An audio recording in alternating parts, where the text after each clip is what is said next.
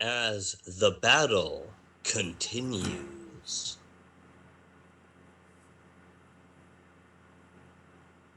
Oh,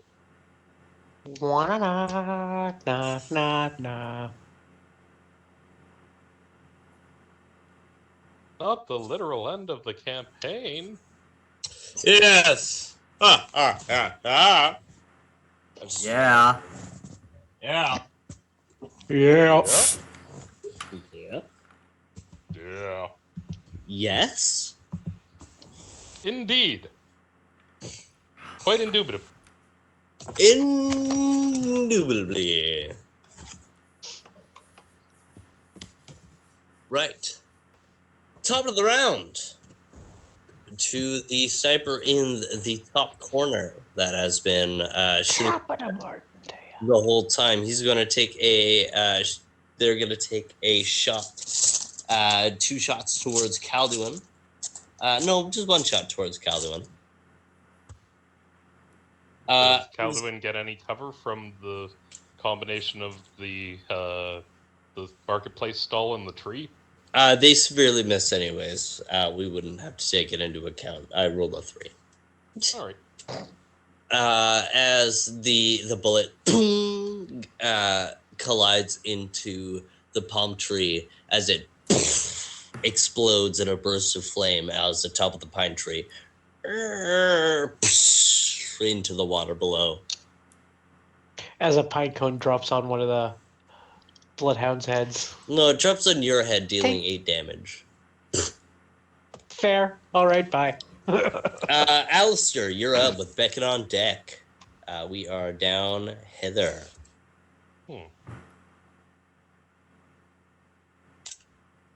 I'm going to do the unthinkable. Quite probably. Well, your brain in D&D far surpasses mine. I'm going to take this turn to probably move my full 30 feet, because 1 and 2, as far as I'm concerned, are resolved because I've heated metal their weapons. So let's go southeast 1, east,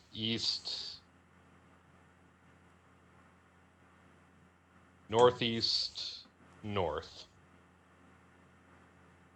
And then I'm going to burn one of my inspiration points to rapidly cast concurrent infusions. What does that do? That lets me cast 3 first-level infusions to create 3 wands, assuming that I make the roll for it. Fair enough. Gotta make the roll for it. Speeds things along anyway, from 1 minute each. Did we ever finalize what type of armor that these guys are wearing? I would probably say studded leather. Studded leather. Okay, then... and I would like to remind everyone, just to be fun, we're trying to do descriptive turns. Mm-hmm. All right. Of course, I'm not targeting you, Alistair. Mm-hmm. I'm just reminding everyone. Being a douchebag, you know me. Terrible, horrible, awful. Okay, I'm going to cast... Well, I'm going to rip my my wand bracer for the 2 blanks and my arcane etcher. And I'm going to start pumping it full of copper-colored mana as it they start to flush to life with forgotten occult energy. I'm going to try to grant them the Blinding Beauty spell, the Dancing Web spell. Actually, no, the Freeze Armor spell and the Mind Web. So, let's see if I can actually make the DCs for these guys at level 8. Cast for level 8. Okay, that is a 14 plus 2 plus 2.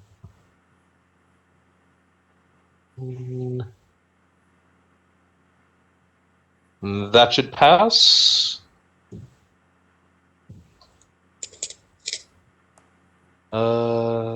Let's go ahead and start with, or rather continue on with the freeze armor spell. That is a 20. Yay! And let's go with the mind web. 16 plus 2 plus 2.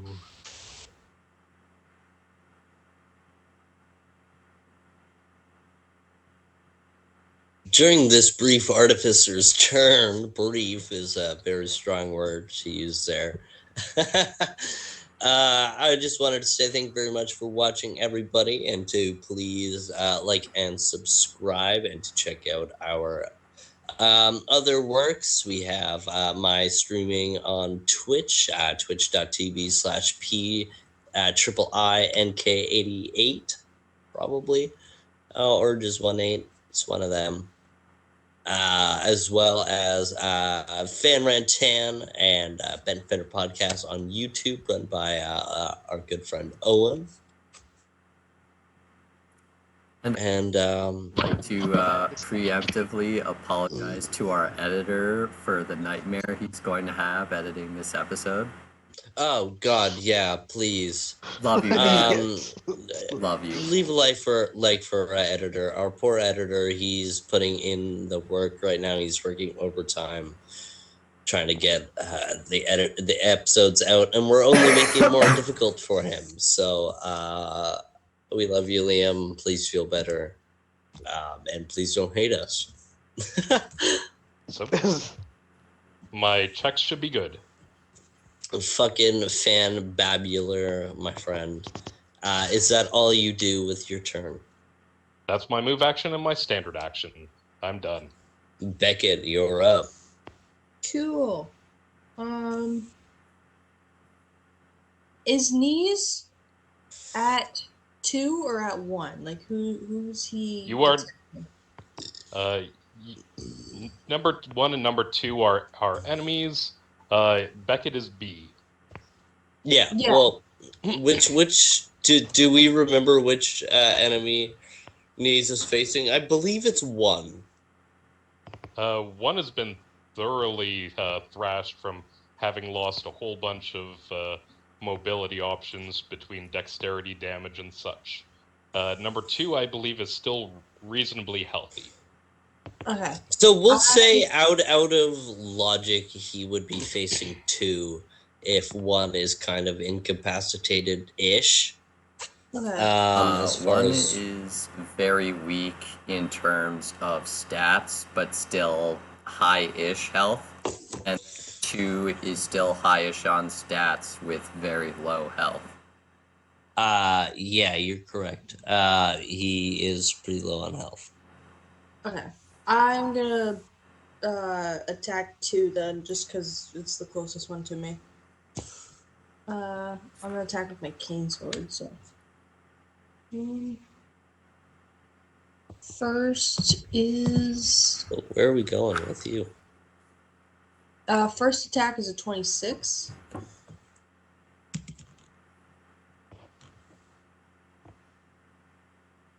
First attack is a 26. 26 will hit. Okay, second attack is a 10. 10 will not hit. Figured. All right. So, would you like to go ahead and describe how you slash into this? So you would recognize what these bloodhounds look like. They're wearing their classic, almost ninja-like black uniform with red threads stitched in, so it has like a bit of a red accent to it. But as you look into their eyes close up, you can see that it is completely inked over into nothing. As you can see in the small parts where the mask does expose skin, you can see their skin grayed as you see dark lines running through their faces.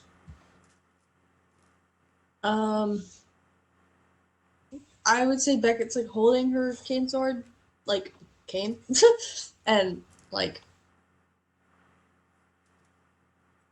can I have her second attack be her first attack so it's like a miss and then? Yeah, sure, go for it.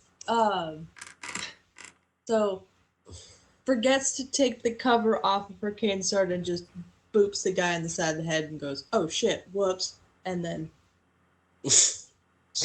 Come on. No, don't forget. You're an experienced fighter now, and you have eyes watching you. Go for something cooler. I thought that was really cool. I really like that. Seems a little goofy and clumsy for something Beckett would do as a refined. I wasn't aiming for like unrefined. I was aiming for like forgetful because she is old.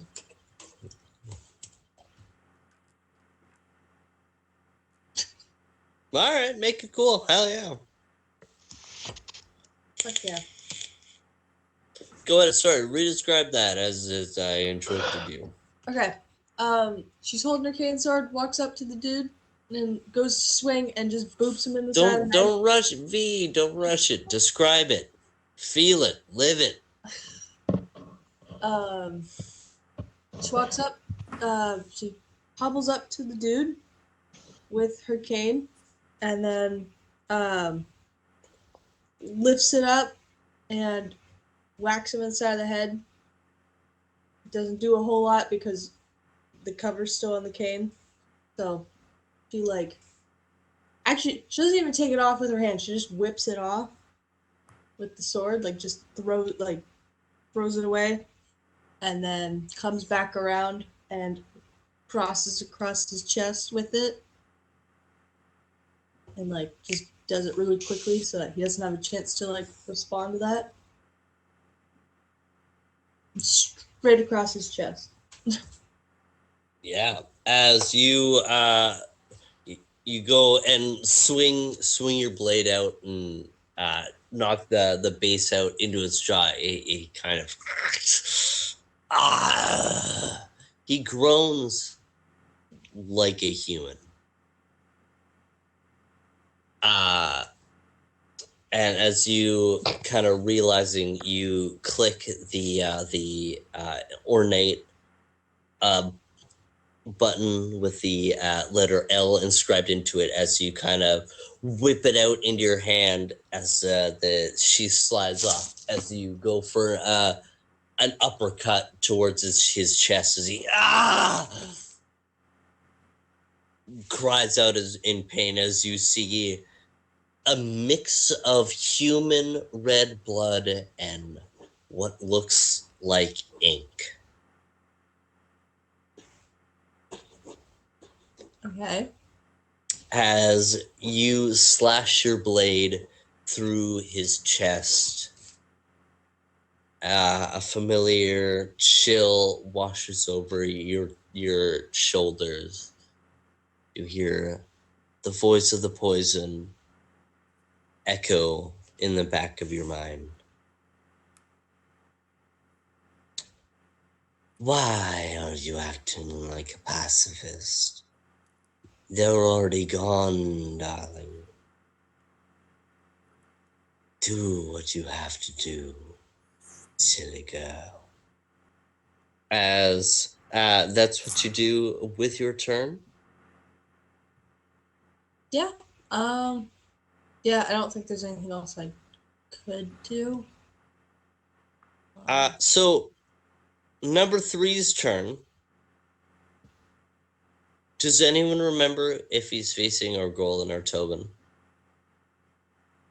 Was he grappling with Facing Tobin? Tobin currently. Yeah, He's facing Tobin. Tobin currently. Yes. I think so. I'm not 100% on that. I'll call it Tobin.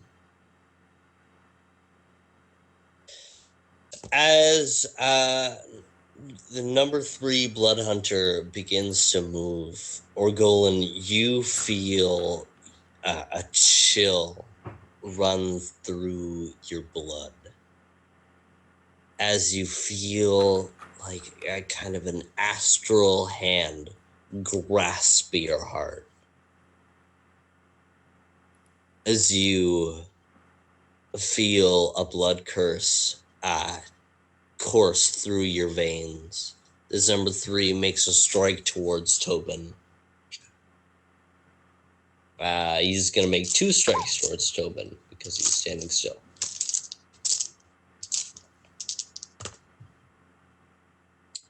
Ooh, gross. So the first one is going to be, I don't feel like doing the math. That definitely hits. And the second one was a crit fail, but succeeding on the pass. You see the blood hunter kind of for a moment focusing on the spell that takes Orgolan. As he makes he rears his curved long sword. As he stabs through a chink in Tobin's armor as Tobin, his young voice crying out in pain as his voice kind of cracks a little bit. You see his blood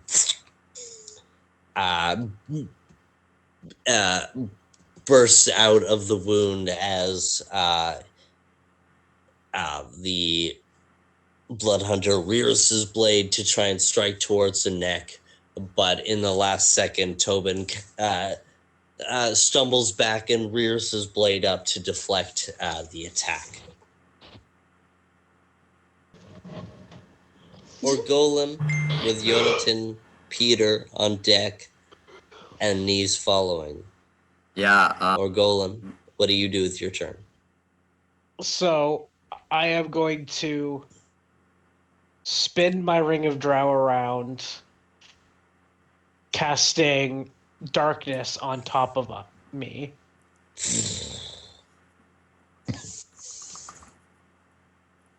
And then I am going to take a 5-foot step to my left.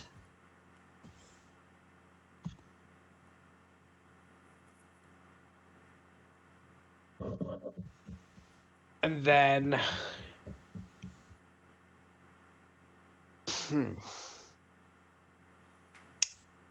I forget. Am I facing 3 or the person who attacked me from behind? I think I'm facing. You're I was facing 3. All right. But I mean, you can just turn around and run back towards Alistair if you want to. I'm good with that. You're concealed in magical darkness. You can kind of do what you want. Yeah, so I'm going to head towards Alistair. Probably just like the square next to him. 35 up, right above him. Yeah. Oh God, I've gone blind. No, what's the radius on that?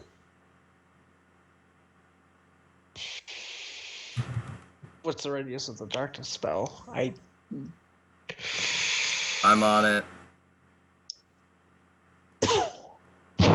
Big, isn't it? I'm pretty sure it's like. I'm pretty sure it's fairly sizable. I think it's a 20-foot radius.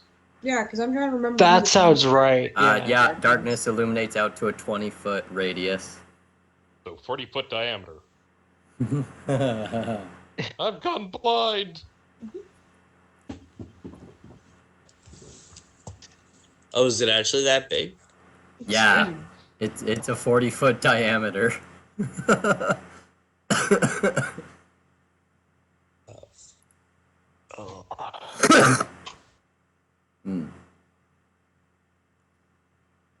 No, it would actually reach out the square right before Orgolan. Like right where he ended to, he walked right out of the effect. Oh, so it isn't moving on him. Mm. Go No, on. he casted it on this square, so it's 5, 10, 15, 20, 25, 30, 35, 40. Oh, what? I moved it back. It should be right. What's up? Clicking. I fucking hate technology. Says the leader of our broadcast. Yep.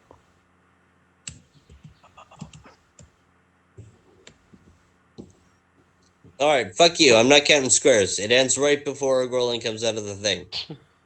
Okay. Fucking blah. Blah. How much does the greater health potion do? Is it 2 times? I believe it's 3d8 plus con. Okay. So I'm going to use my greater health potion that I have in my Sick. 3d8. Alistair, could you quickly look up the effects of magical darkness for the purposes of the next few turns? Sure thing.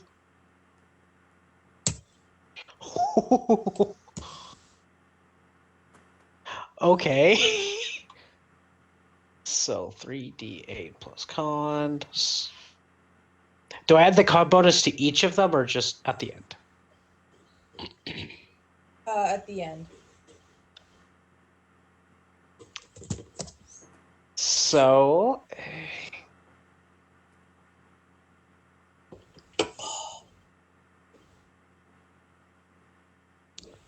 All right, I get 24 health back. Hey, that's pretty good. I rolled an 8 and 2 7s, and I have a +2 for con. Hey, that's pretty good. That's pretty good. Let's go. I can breathe a little bit. No, you can't. I will target you specifically now. Oh, fuck up. You might. Oh, God. The Bloodhounds are trained assassins. That's not great. They know how to pick out the weak ones. Not great for me and what I want to do, but it's okay. I'm sure everything will be fine. Alright. Up next is Jonathan and Peter with Nyze on deck. Alright, so Jonathan is just going to use his move action to roll the sphere into 1 and 2 again.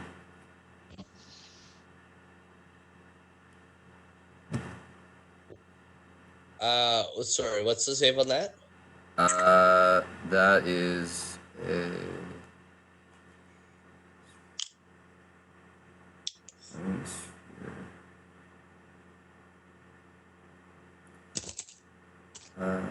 character sheet.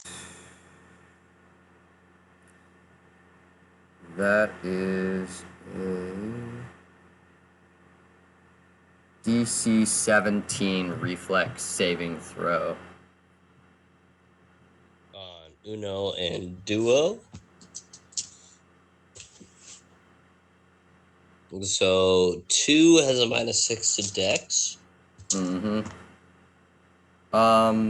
It has a -8 to Dex. It got hit with the sphere the first time around.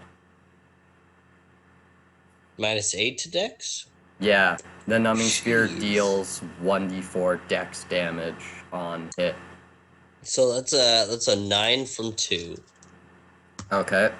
And then what did 1 get hit by? I have his roll would be 28.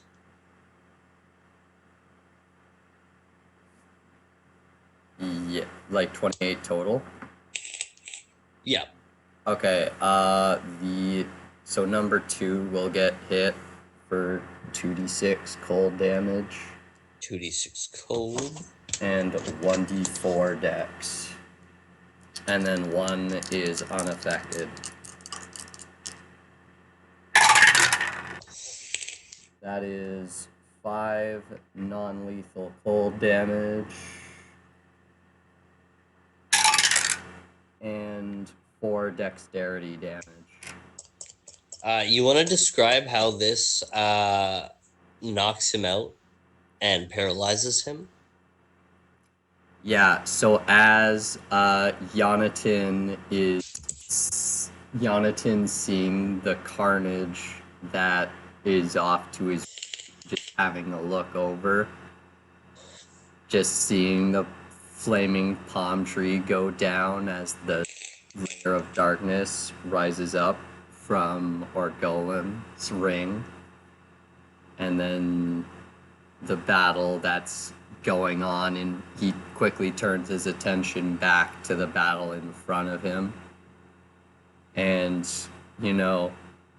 just seeing how badly beat up these mind-controlled dogfolk are. They're not dogfolk, by the way. What are they again? They're just they're humanoid. They're mixed race, but they're K's agents, not Superior's agents. So they're not they're not actual dogs. They're just called bloodhounds. Oh, okay. Yeah, seeing as how badly beat up these bloodhounds are, Yonatan just focusing on the essence of this numbing sphere once more, he just puts his hand out and guides the sphere back into the backs of both of the bloodhounds, as the first one gracefully dodging out of the way just in time to see the numbing sphere switch directions and just rolls over the second bloodhound, just flattening him like almost like a pancake. Just rolls over the top of him and rolls beside him as the second bloodhound is knocked unconscious by the weight of this massive rolling frozen ice ball, as a little bit of frostbite appears on his back from where the sphere impacted.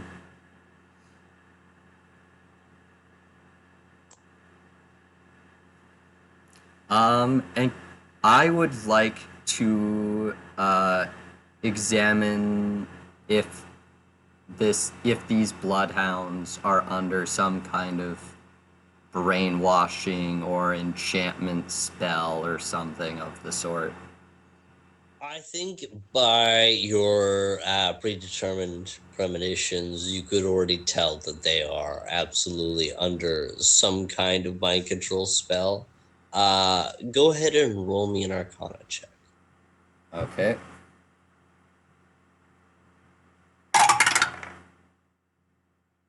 That's pretty good.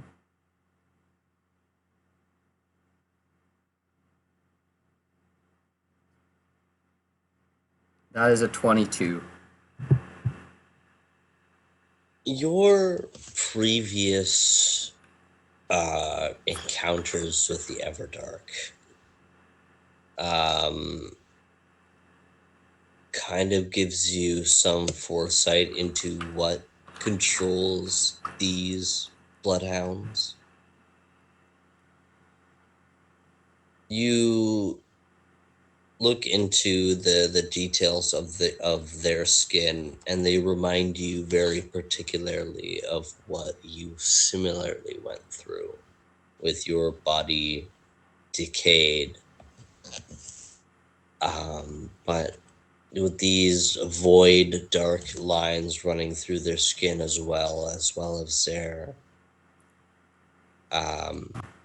viciousness and readiness to kill you, allows you to believe that they are steps further beyond what you went through, and you believe that they might be beyond saving now.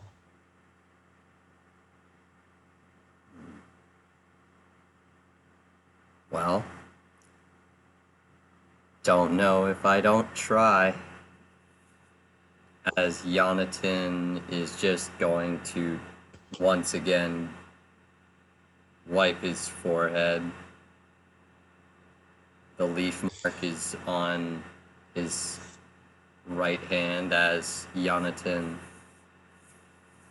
weaves his hands together. A golden green light appears out of both as he is going to look over to the area over by Peter, where he's going to look where the last known location of Peter was. And he is going, as this golden green light weaves in his hands, he's going to shoot it off in a concentrated beam over where he last saw Peter. As Jonathan is going to attempt to cast Dispel Magic in a 20-foot radius burst.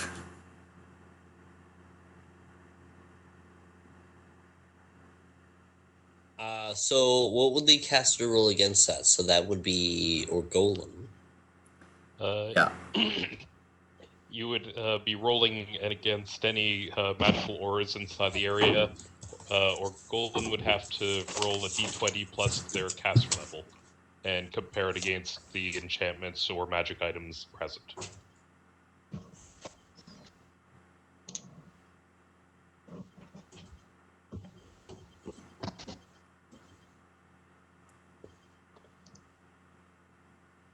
So so the Dispel Magic is for the darkness from Orgolan's ring, and then the brainwashing effect coming of Bloodhound 3-4, and potentially the guy in front of Peter if that's brainwashed too, or under some kind of magical effect or spell. I sincerely apologize. Could you say that again?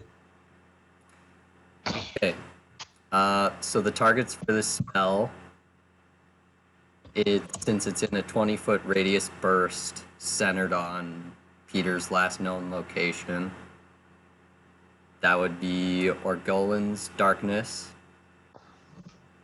any spells or any magical spells or spell effects from Bloodhound 3 and 4.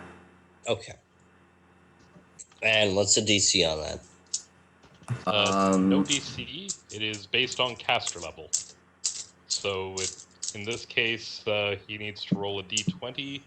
We add up to a plus 10 modifier based on his druidic caster level, and then we compare it against the caster levels of any magic item inside the area. Basically, the strongest one wicks out first. 1d20 plus caster level, max plus 10 against each ongoing spell currently in effect on an object or creature. DC for the dispel check is 11 plus the spell's caster level. If I succeed, the spell is dispelled. If I fail, it remains in effect. So instead of giving you a roll, I'm just going to tell you straight out what will fail and what won't. So Orgolan's spell will fade, but Yes. you feel no change within the Bloodhounds. No change in the treasury.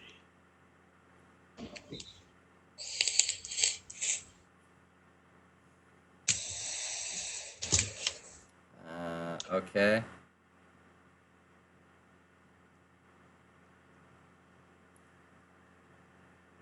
That.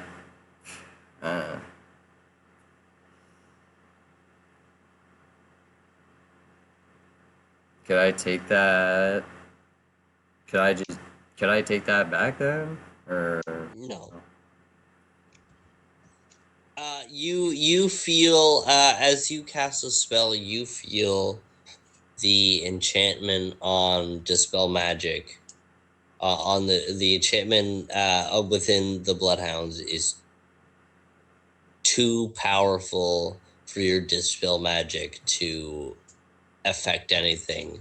As this magic that seems to be imposing them is from the Everdark himself. And it gives you like a cold, empty shiver echoes across your spine as you feel the magic is just too powerful for you to be able to shut down or withstand. all right. That's gonna be my turn. That's going to be my turn, and Peter is just going to go for non-lethal strikes and attack the enemy that's in front of him.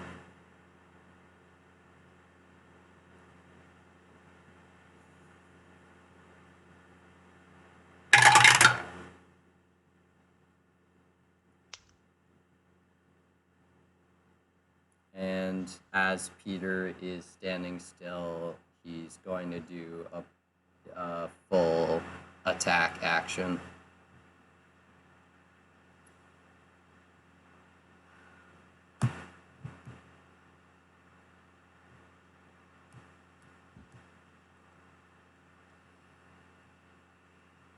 So that is a 34 for the bite.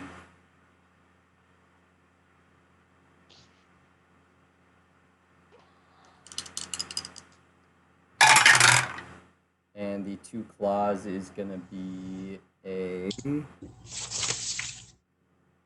22 and a nat 1. Damage? Do you wanted me to do damage or the No, hold on. What were your what were those numbers again? 36 or 36 for the first one. for the bite? Yeah. Yeah, that'll hit. First claw attack is a 24. Oh, sorry. I thought you were doing damage. Yeah. The first two will hit. The second one, the third one won't. The third one is a crit fail. Yeah. So that one just won't hit. Okay. That is 2d6 for the bite.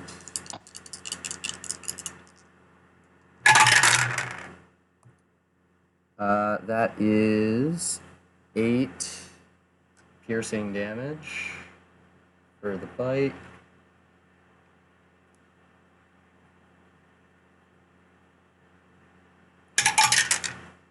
And the claw attack will be 2 slashing damage. Non-lethal, of course. All right. Nyze is up next. All right, big ol' Nyze.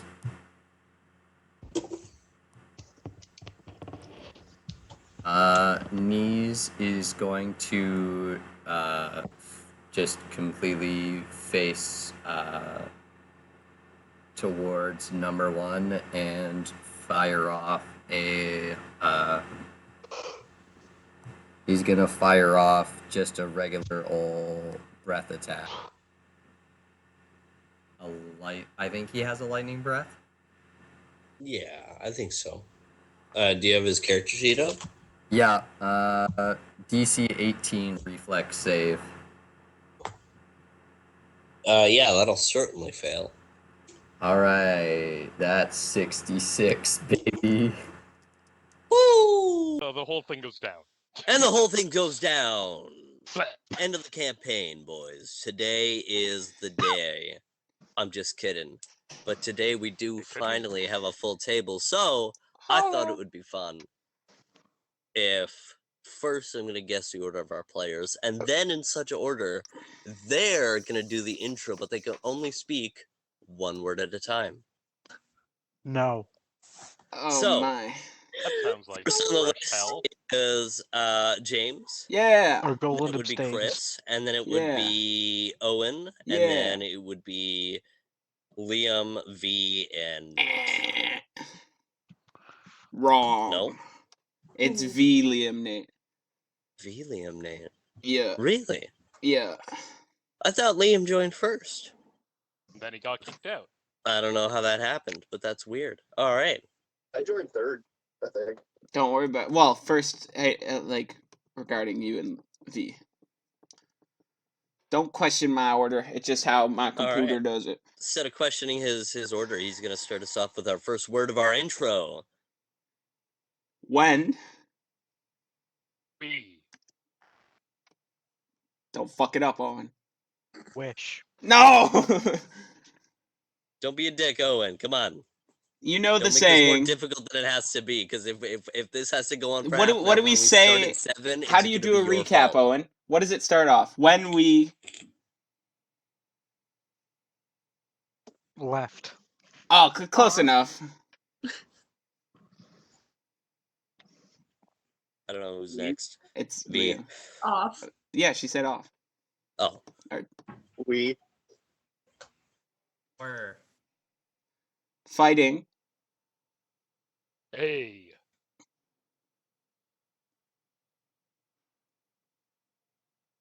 Batch.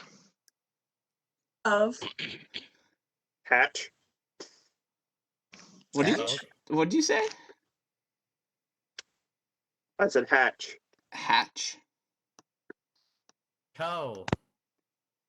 Wrong. No. These guys are bloodhounds. These guys are good guys. Right, I forgot. Yeah, You're good. say bloodhounds instead. Go back. Blood. Hound. That.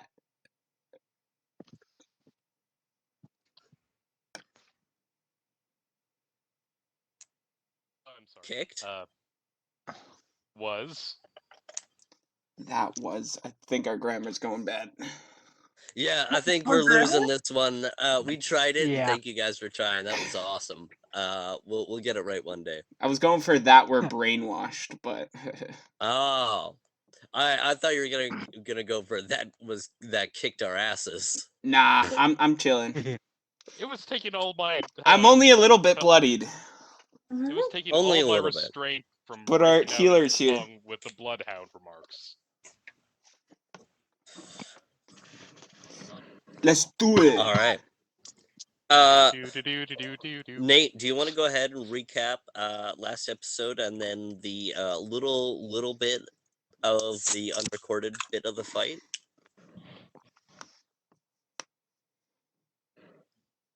I have not prepared a recap because All I've right. been busy all week. You're good, buddy. So, It doesn't need to be Last week. prepared. after escaping from the island of Iker and the meeting of the Vainglorious X, the Ede Naul have a conversation with Osiris, revealing many truths and a few more questions Half as truths. he dissipates into nothing as the Ede Naul aboard the Candelabra sail towards the island of Farhaven, to the aptly named Farhaven City, to discover and possibly recover the missing Bloodhound agents that Kay sent there weeks before. I don't have an exact timeline for you.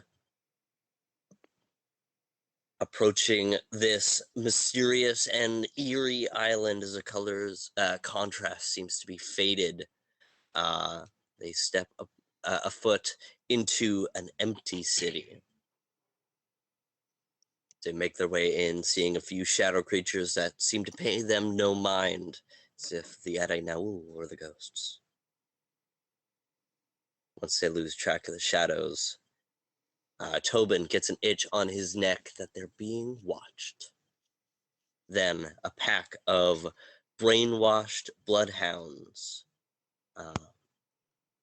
attack the Edainaul.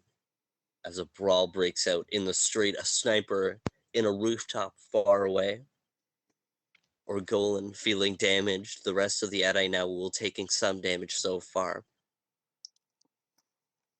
As the Edainaul attempt to wrap up this combat.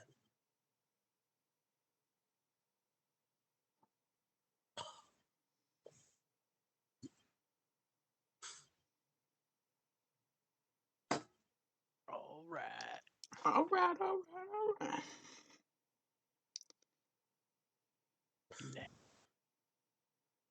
Bum, ba, da, da, da, da, da, da, da, bum, ba, da, da, da, da, da, da. Oh my god, it's the literal end of the campaign, guys. Holy jeez. I My, oh love my. that joke has just not gotten old for me, like, at all. Redacted. Redacted. I was a city once, but now I have fallen. Word? Oh, he needs some milk. He needs some milk. Right? 1, 3, 4. No, no 2. We're gonna start off today's combat with Nyze. To the face. Oh! Knees to the face. I like that. You're muted, Liam. I haven't said anything yet. Get wrecked. Wish there was a. Man, dude, the phone sucked. Well, I can't tell. He doesn't There we have go. his camera on. True. No, I know. I was just saying get wrecked for the hell of it. But good call trying to call that out, because I hate getting a whole sentence out and then realizing I'm muted. And then having to re-say the whole sentence. Okay. It's annoying. So What did I just recently do? Experience existential dread. I know I've already used my weakness breath, so I can't use that yeah. for another turn. And I believe number 1 dropped his weapon. Okay. Oh wait, no, I just used stench. That's what I did. Yeah. I'm a troglodyte. Stinky boy. Yeah, it's all coming back to me now. Oh yeah. It's Okay. all together.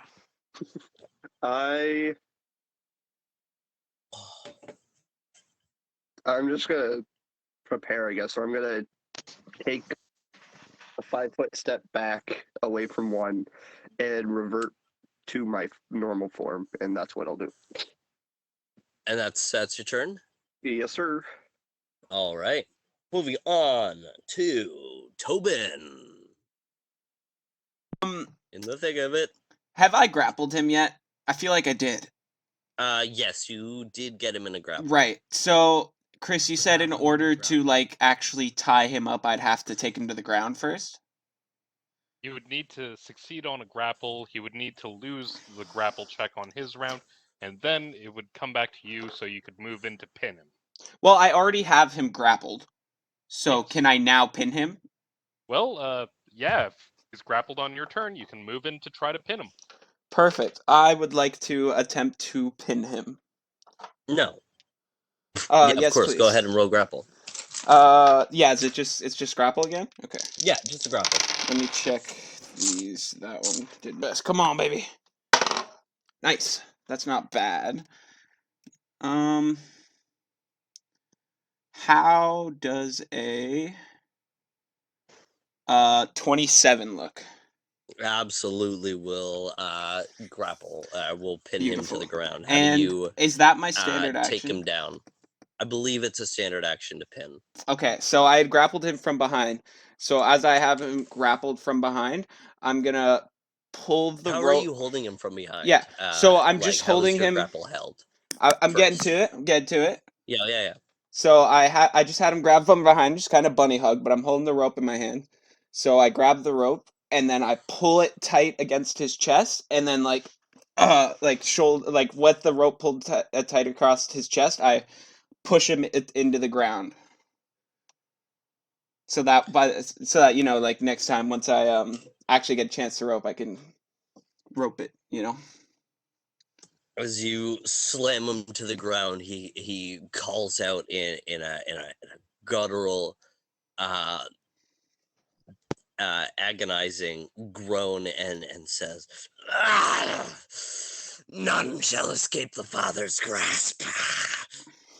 As he loses his breath, his chest is slammed into the ground.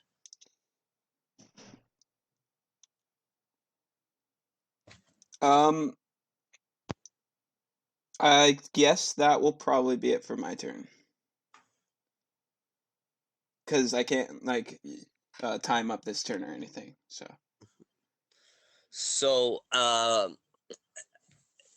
Grit, the small goblin blood hunter, with the kind of cracked graying skin and the dark veins running all over her, where her exposed skin would be.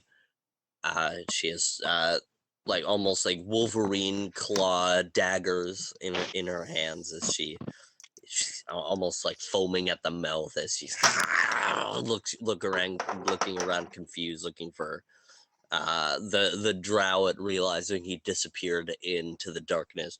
She's going to immediately turn and is going to lash out onto Calduin.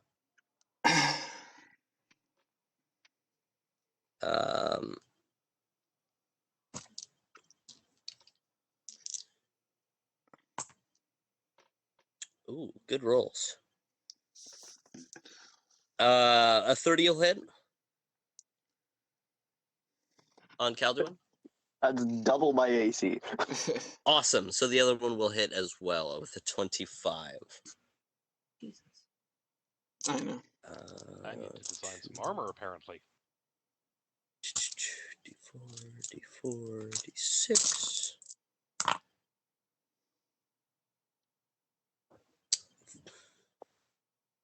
That'll be 9 slashing and 4 fire damage. Okay.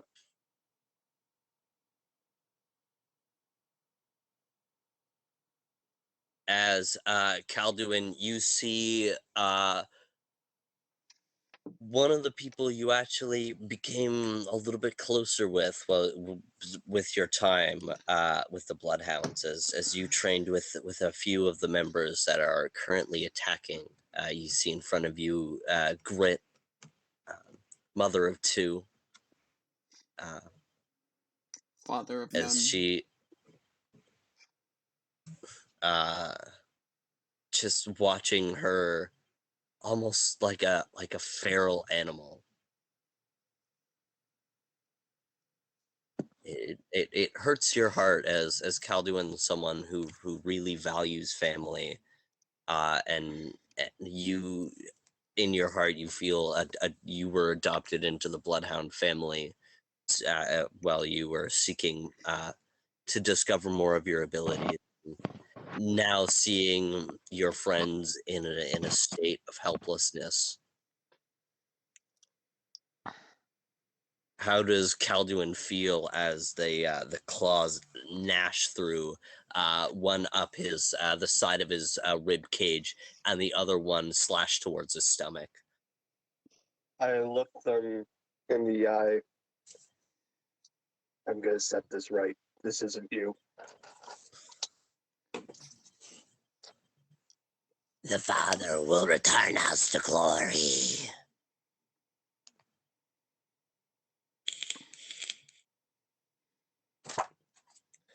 Moving on. The perfect timing, Calduin. It is your turn now. Okay.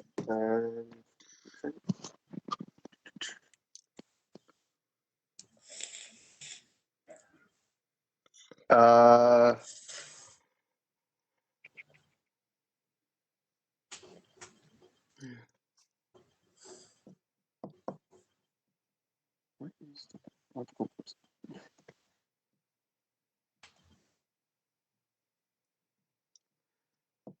I'll just try to do what I can by hitting them with the pommel of my sword.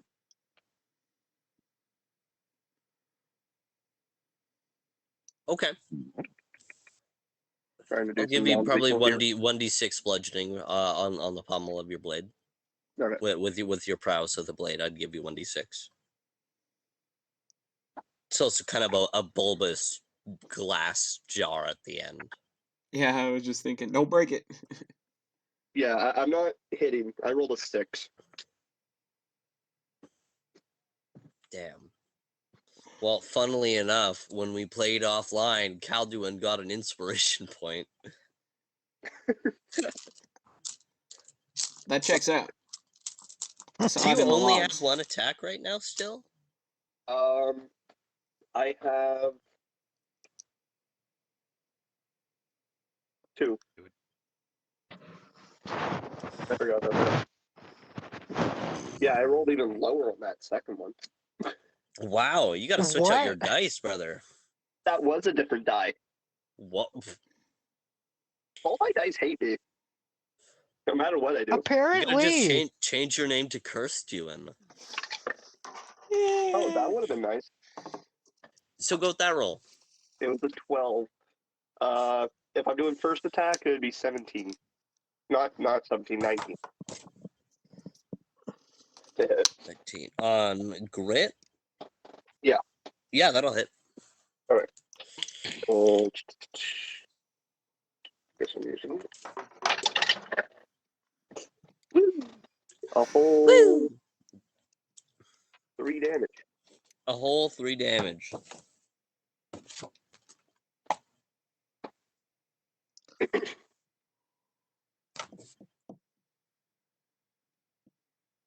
I peeled this off.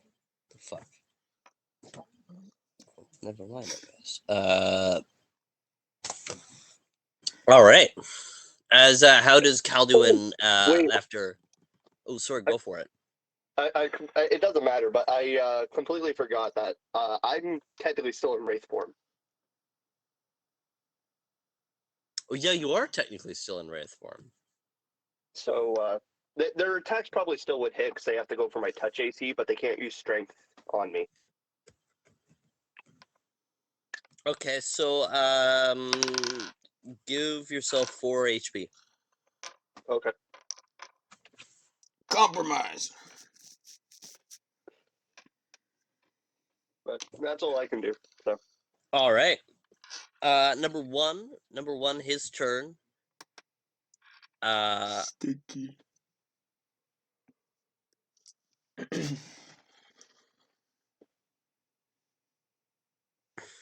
10, 15, 20, 25, 30. Damn.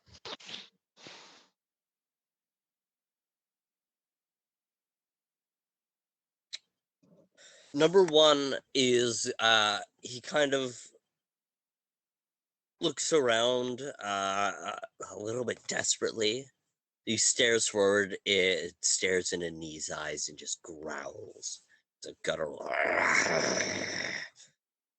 As you see his eyes flicker to a crimson red as you feel a cold hand upon your heart begin to squeeze it almost. It's this awful sensation of this cold hand grasping your heart. as number one is going to just run towards Beckett with no weapon in hand. He's gonna go for an elbow towards her, an unarmed attack, but Does he have improved unarmed strike? Hold it. You walked Improve- into my numbing sphere, you little idiot. oh, he totally did walk into your fucking numbing spear. What happens with that? Nice. Oh, I forgot you put that there. Ah! Okay, since Straight he's into your trap. walking into it, I would assume You've that activated no my save- trap card. I would Sorry, go assume on, that buddy. no save is needed. For Yeah, him. go for it. He was not paying attention. He wouldn't have even noticed it, and or I don't think he wants to. Either way, Beckett's still getting an elbow to the face. Not necessarily. If Oh, he's really? not proficient in unarmed strikes, that's a -4. Oh, okay. And if I deal enough damage, I might just knock him out outright. With the power of dex damage. Okay, 2d6 cold damage. D6 plus 3. That is 7 cold damage. Nice. And 4 dexterity damage. Sorry, 9 regular damage, 4 dexterity damage. 7 cold, 4 7 cold. dexterity.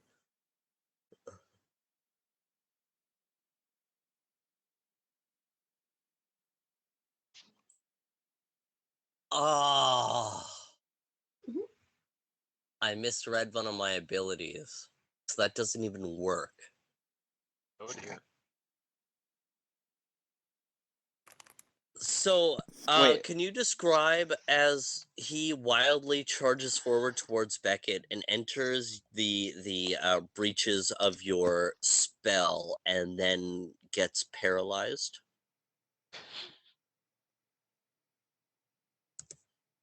Yeah, so as number one,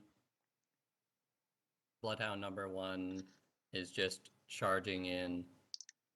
Jonathan, seeing that the Bloodhound has left himself wide open, Jonathan just like seeing that the gap between the numbing sphere and Nyze is really thin. Jonathan just, with an ever so graceful flick of his fingers, closes the gap with his numbing sphere, and it just smacks right into him. Yeah, describe the smack. Like what happens? As there's just a cold, dry thud of the sphere rolling over the Bloodhound's legs, as you can hear a crunch and cracking of bone as the Bloodhound falls to the ground and he can't move anymore.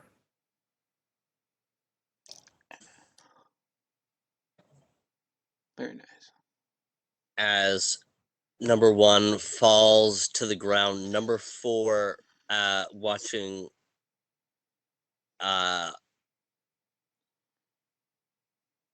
Tobin take down number 3, he's gonna move a few steps over and he's gonna make just a downward strike on Tobin. I am going to check grappling rules for purposes of AC. Well, they'll both hit. What's the Um, hit? The first one will hit with a natural 19. Second one is What kind of weapon is he using? Like, is it a crit? longsword. Does that crit on a longsword? It doesn't crit on a longsword, but that's Yeah.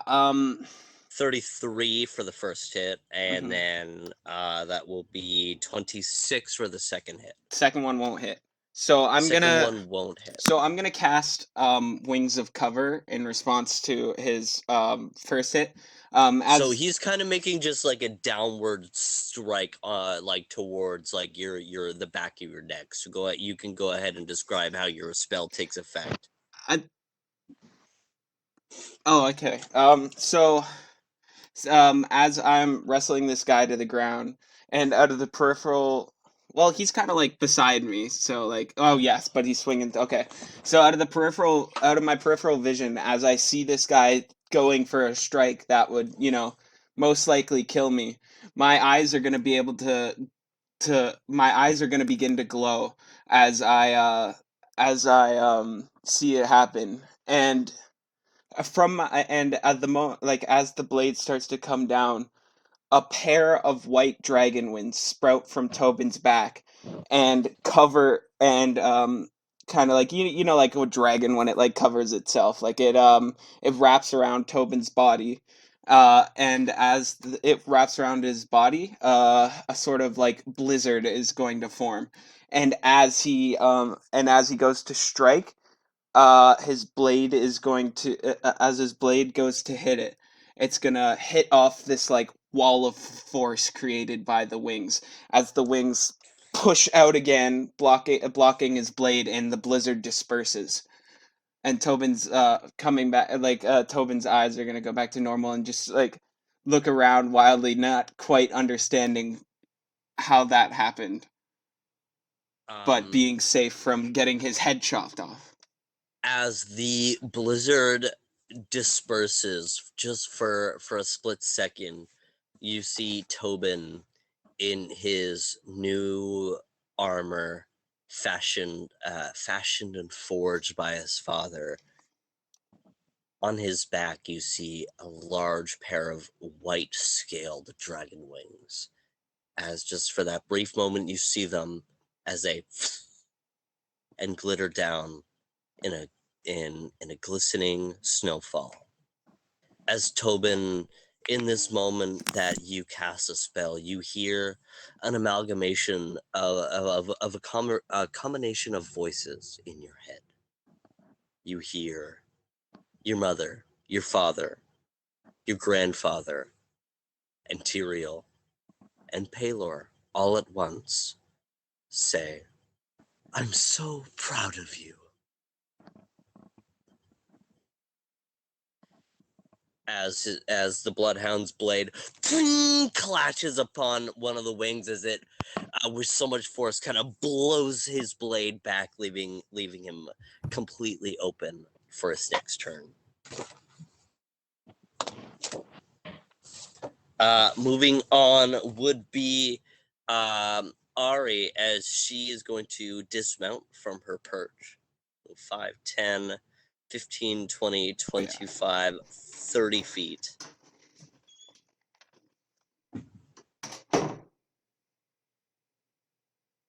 As next up, we have Alistair with Beckett on deck. Ooh. Okay. I'm going to move move north 6 squares, assuming that Orgolan is not opposed to me moving through his square. Go right ahead. Right up next to, right near Peter. And then I'm going to have a little bit of fun. As We love fun, don't we? I pop out my arcane etcher from inside of my wand bracer, and quickly carve into my metallic arm a combination of runes for stone and prison. Shoving my hand towards 3, 4, and the goblin underneath 3, or whatever the green skin thing is, Yep, that's a goblin. I'm going to cast Wall of Stone, forming a full perimeter of 4 5-foot square or 5 foot by 5 foot squares of, or rather, a wall around number 4, a stockade for the pinned number 3, and I'm going to move what remains of my stone form to circle around and to roof the goblin. It's only going to be an inch thick of stone, but I can double the amount of space that I would normally have for wall of stone by having this thickness. So are you encapsulating number 4? You're capturing number 3, and then what are you doing to grit? And I'm going to do a similar treatment that I did to number 4 of surrounding it on all 4 sides and roofing above grit. Yeah, go ahead and describe this spell taking form. As though it was made out of silly putty, all of the cobblestones from around the pier erupt upwards, forming a massive wall, or inside of the cave number 3, a stockade to hold around his neck to restrain him.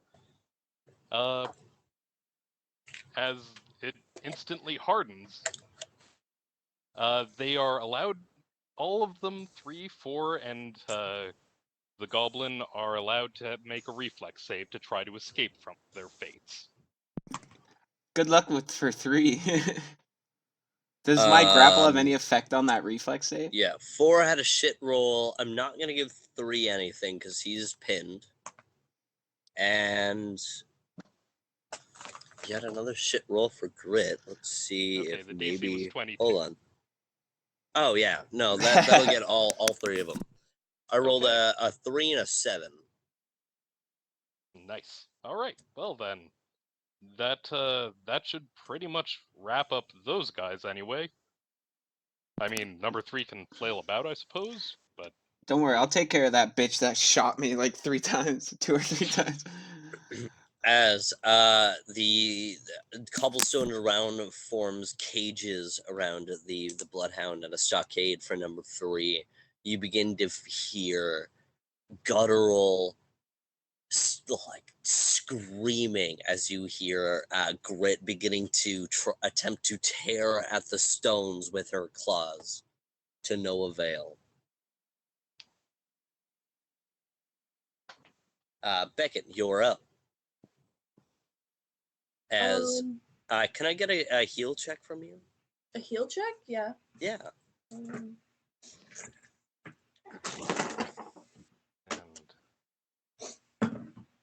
We're switching those out. That is a 13. Orgolan, Nyze, and Yonatan, don't tell me how much HP you have. Tell me how damaged your character looks.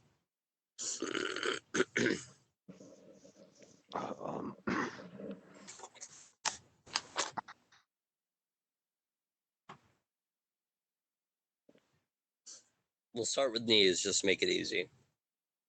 Nyze is looking a little hurt.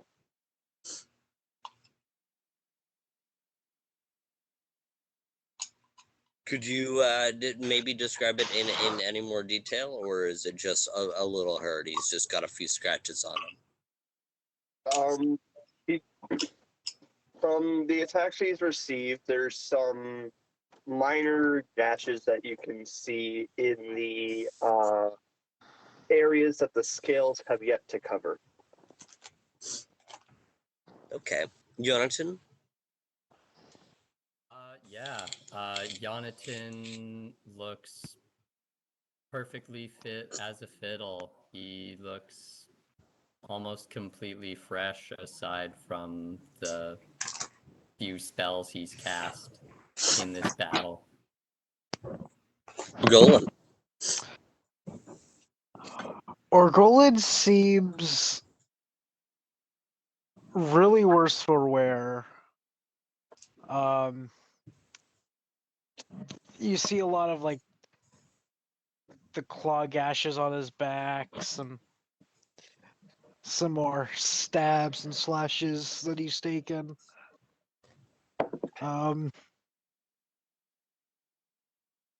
He looks a little worse for wear than usual.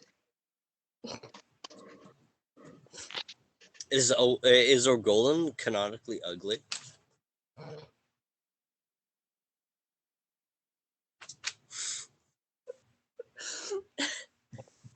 Depends who you ask. He is a king. True. All right, so Beckett, you taking in your comrade's health among you. What do you do with your turn? I'm gonna. Can I get over to Orgolan with 30 feet? Or is that too far? You can get here. Is that within grabbing distance? You know what? You're gonna accidentally trip on a rock and spring 5 feet forward somehow. Sweet. I'm like, I don't know. Me and Orgolan don't have the greatest relationship out of the team, so I'll just yoink him like I usually do. And yeah, I'll just not damage, but like grab his arm without really a care. And cast Cure Moderate Wounds. You know what? I can see Beckett thank you. just casually walking up beside Orgolan and just like patting his back like really hard to like You know what I like, wanted to do? ow, You know what I ow, wanted to but do? then instead of healing, yeah. I wanted to walk right by him, slap him in the back of the head while casting Cure Moderate Wounds, and then make my way towards the rest of the group. That would have been But pretty badass. I would have Yeah. liked that. You know what? Fuck it. Does that hurt? Right. Go ahead and describe as you cast your Cure Moderate Wounds. So Beckett, not even looking at Orgolan, is just like marching towards the rest of the group. Orgolan's like, "What the fuck?" I just slap him in the back of the head, and all you see is like, what's the poison Thanks. color again? The Do it right poison on is his back. yellow. He's got a bunch Yellow. of gashes on his back. Do it right on the fucking gashes. It's like, as my hand makes contact with Orgolan's head, you just see like a poof of purple and yellow like smoke from the casting of Cure Moderate Wounds, and yeah. And then Beckett Just keep puts on a walking pair by. of sunglasses, and as Yeah, his so- back explodes in healing, she says, "Cool guys don't look at explosions." Nope. Go ahead and roll for Cure Moderate Wounds. Do I have to do that, or does Orgolan have to do You that? do that. Okay. The only time they healing for themselves for you is healing potions. Right. Okay. Any other time is you casting it, so you do the healing. Right. Okay, that's. Mostly only does 1 point. Ah, got him. And the He smack gets did 1 point. It 15. canceled out. 15? Okay. What is the rules on that? It's 3d8 plus 1 per level. 2d8 plus 1 per level. Nice. Okay, cool.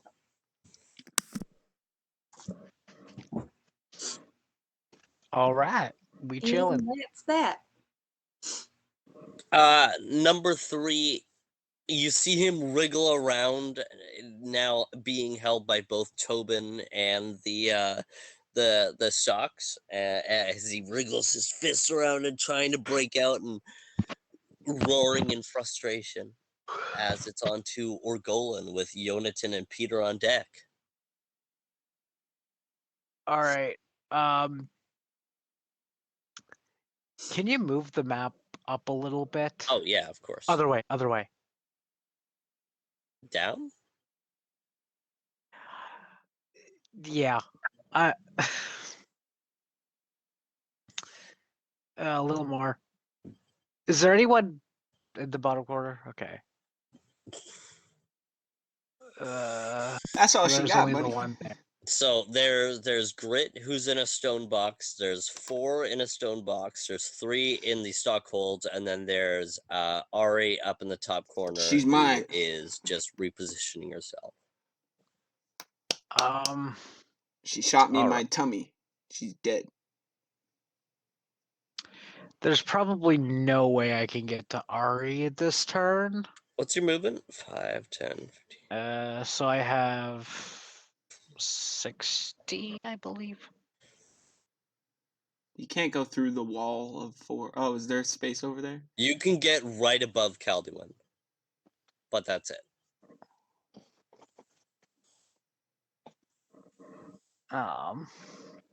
Yeah, 60. If I do a run action, can I get to Ari or? It's 120. Yeah. That's crazy. I'm a monk, of course it is. It's crazy that your base speed is 60. Is that like as you level up, it gets higher, or is it just start like? Yeah. Oh, okay. As long as he doesn't wear armor.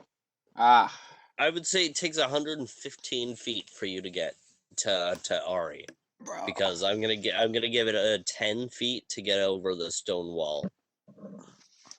So 115 feet. You're a mini. But then you won't be able to do anything on your turn, so you'd be right beside Ari, and you won't be able to do anything.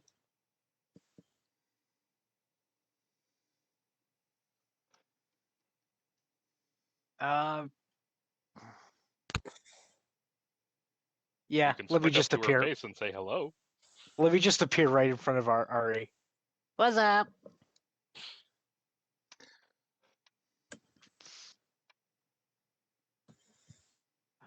Monk shit.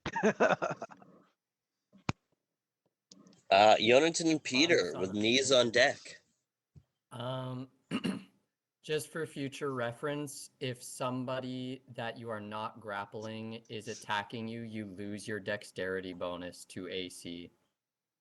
Okay, cool.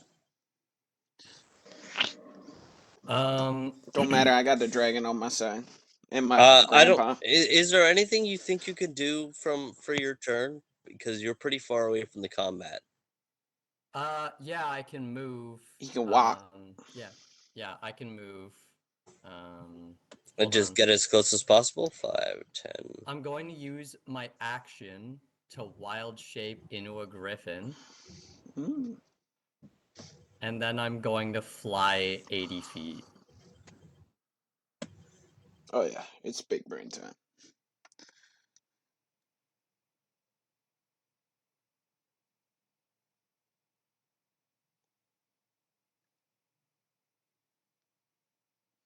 Peter looks over, seeing another griffin, like, what?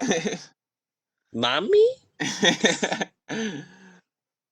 And then Peter can't get to the goblin right now. The goblin is locked in a stone box. Okay.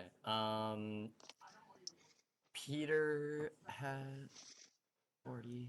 How far can he get on 80 feet of movement? How far can he get? As the Yeah. crow flies. 80-foot fly.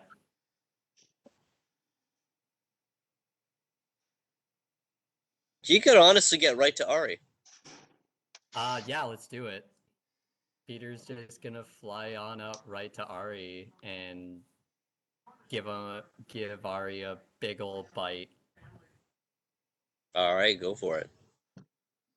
Mount. All right, stat block for you, good sir. You have. That is a nat 20. Way! So that's just times 2 damage. So that is 2d6 times 2. That's decent. 20 damage, 20 piercing damage as Peter just fucking using his wings, just clumsily flapping his wings and flying over to Ari. As he's stopping on flying, he just descends down onto Ari and just hunkers down and just rips a chunk out of Ari's neck. Yeah. Just tears it up and then spits it on the ground in front of her. Nyze, you're up Um, with Tobin on deck. all I could do is just run closer to the battle, so it's about 40 feet of movement.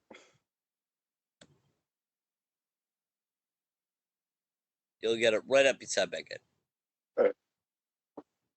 Tobin, Tobeans, what are you doing? Probably just gonna use run action to get over right next to Orgolan.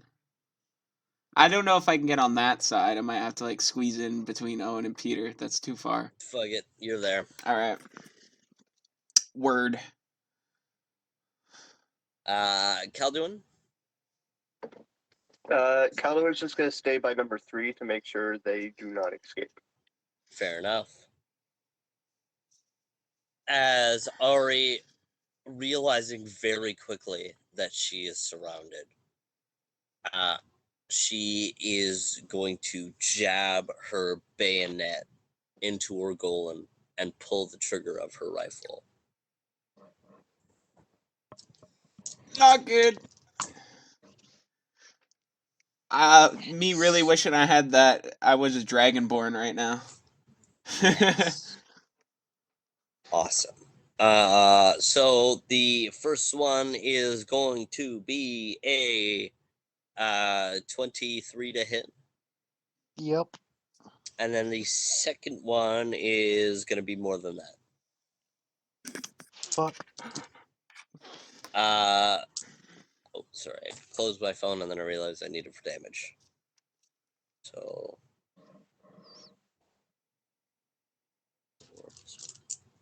the bayonet damage first is going to be a 3 piercing and 4 electric. Ow. The bullet is going to be 11 points of piercing damage. 3.5e attacks of opportunities. I know. We know. It's all good. It's all good. I will get to that point. They will get an opportunity to attack as well. Okay. Kind Yeah, making an action within a threatened square provokes attack of opportunity. Yes. Of course, but as you all hear the of a rifle firing into Orgolan's abdomen, in that brief moment, you just hear a small as the bullet is going to explode in a fireball. I need reflexes from Peter, Orgolan, and Tobin. Bitch. I hate this. I hate her so much. Oh, that was really good. Do you want numbers, or are you gonna tell us the pass? Are we gonna pass? Just give me numbers. It's only 3 of you. It's 19. Got a big old 26. Ooh. 30. Yeah. Ooh. Don't know how you're making a reflex like that with a bayonet in you, but monk. Roll that at disadvantage for me. That's a good point. Oh, I'm sorry, Owen. You do have a blade inside of you. I'm sorry.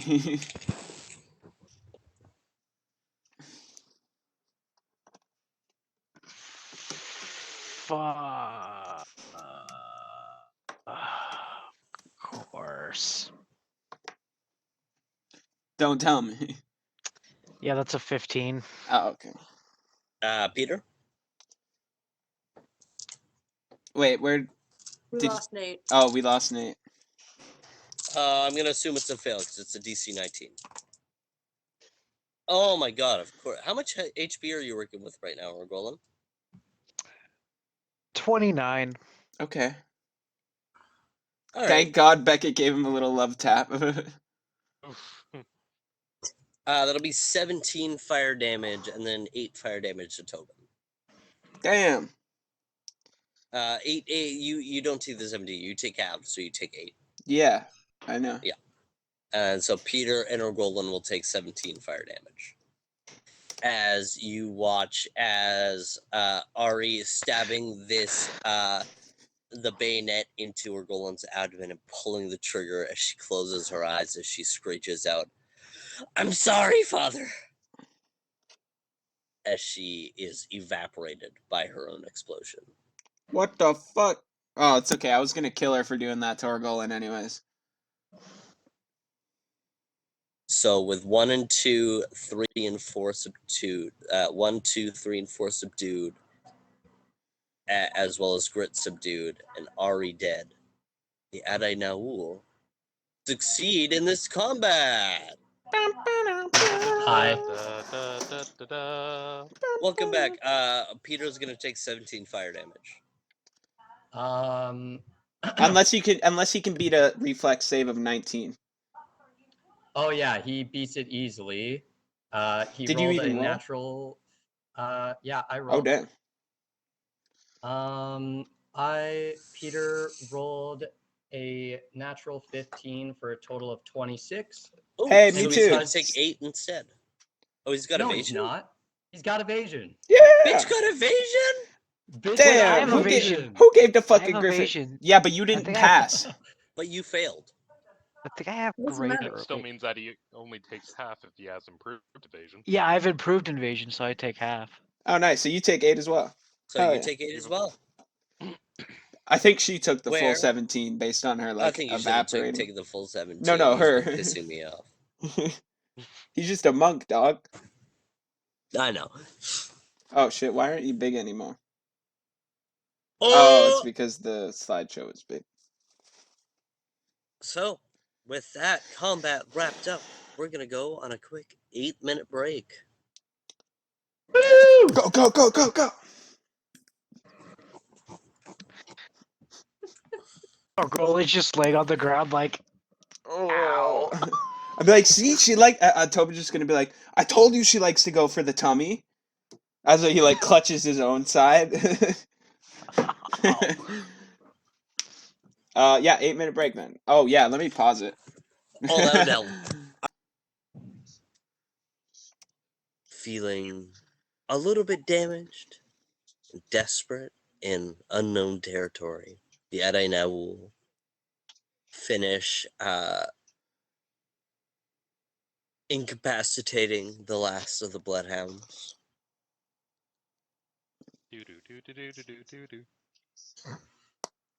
How do you now, the streets dead silent, the colors faded, even as does anyone have any bright color on their clothing?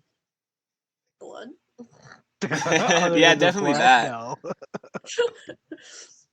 I've been dragging a radiant harpoon behind me, and I've got my shiny for alarm. Even the colors just seem faded on your skin, as if the light in this area is being drained by an unknown source. Guys, I'm getting washed out. Okay.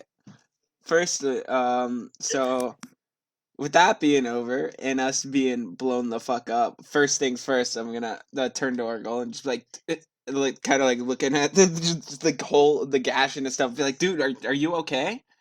I'm already walking up to him, bandaging him unwillingly. I laying on the ground. I'm like, To do this, I sat right beside you because I am fairly worse for wear too at this point. I'm just already bandaging you two, just like. Of course, things. I'd like to go back to numbers 1 and 2 to tie them up with my rope. Ah, Yeah, yes. go ahead and give me a use rope check. After Beckett's done bandaging us up, I will go up to 3 and do the same, even though it is like, restrained by like the neck. I'll just take care of tying up that one, and then we'll figure out what to do with the ones in the box. Actually, I'd like to use my Surge of Fortune for each round in order to just set it at 25.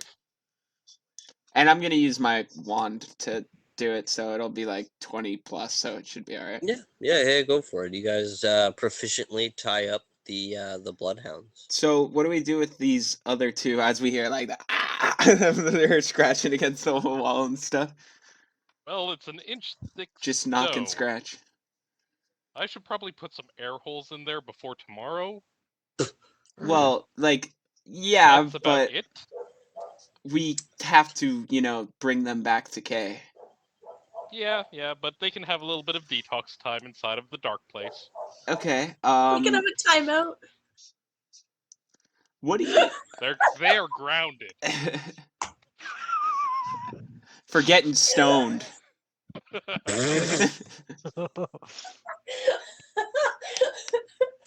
Honestly, that was a rock solid decision. I was We're on timeout. I'm all done. That's We all I might want got. to make sure that like no ravens start to peck at this guy inside of the stockade. But other than that, they're handled. Okay, so I am going to I'm gonna reach into my bag and find my stone, whatever, sending stone or whatever to K. Kuakutakus, sending Yeah. stones, whatever you want to call them. I'm gonna pull it out and be like, K, are you there? Fuck. Shit. Hold on. Give me 2 seconds. Oh, hey guys. What's happening? Listen, we got good news, bad news, worse news, I guess. We got to Farhaven. We have successfully found the bloodhounds. We have captured a few of them because they are under some sort of spell. Something affecting their minds. They were you could say, rabid. But unfortunately, what was her name? I didn't know her. Tobin didn't know her name. I'm asking one of you Psycho guys with that a would know. gun. Ari. But yeah. In their rabid state, unfortunately, Ari blew herself up. Well, she was always colorful. I'm gonna look down at my armor and just kind of wipe off some of the blood. She's a little colorful all over. Yeah. While Tobin's explaining all this, Calduin is making a small grave. So listen, do you want us do you want us to just bring them back, or do you want us to investigate what might have caused this?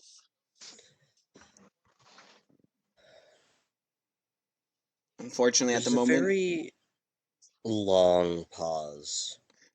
During the long pause, I'm going to be like, unfortunately, at the moment, we don't believe we have a way to fix them, but they may be better off in your care, so make the call.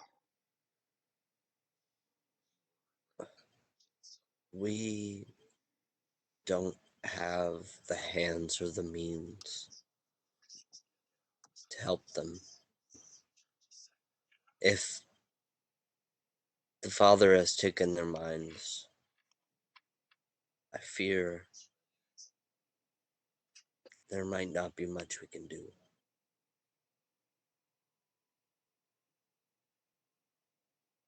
Learn what you can and get out with your lives. My agents know what the protocol is. They'll understand. Very well.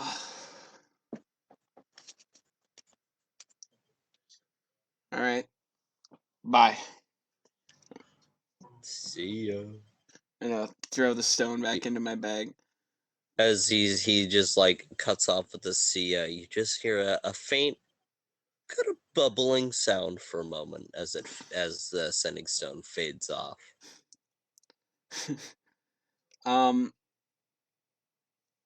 What time is it? Like, here.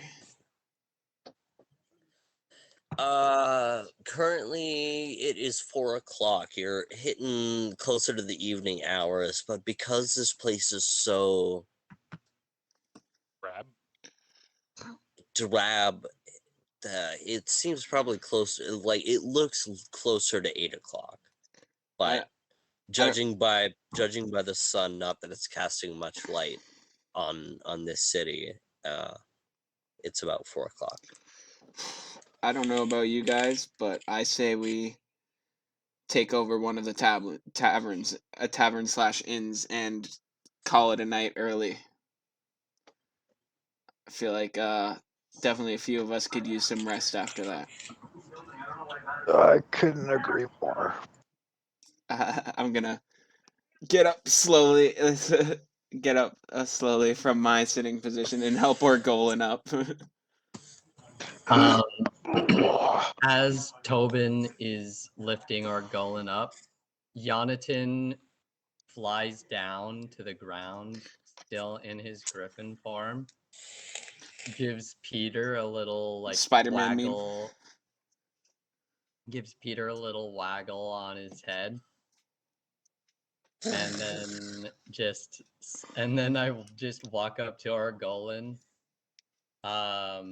wing extended, and just this golden green light appears on my claw, and just as my paw just slaps Argolan's back, Argolan is going to get healed. Orgolan, what are you at right now? 21 Nice. out of 98. Damn, you have 98. Yeah. All the healers in the group just beating the shit out of Owen while they're healing him. Fuck. I'm at 32. I love sassy healers. Out of 90. I'm at 32 out of 94.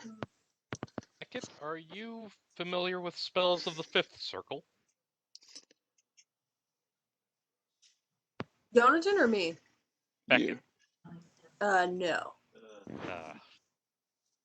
That makes things more challenging. I was hoping to at least try a break enchantment on these people for tomorrow, but I mean, I'm down to try anything, but yeah, I'm not sure any of those spells that I know, so sadly, sorry. no, I appreciate it.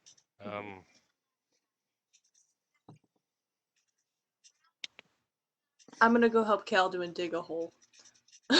As Yonatan slaps the back of Orgolan, Yonatan's gonna cast Cure Serious Wounds and heal him for 29 hit points. 429? 29. Like 429? In a quantity of 29. 4 FOR 29 points. Oh. So a stroke for a minute, like.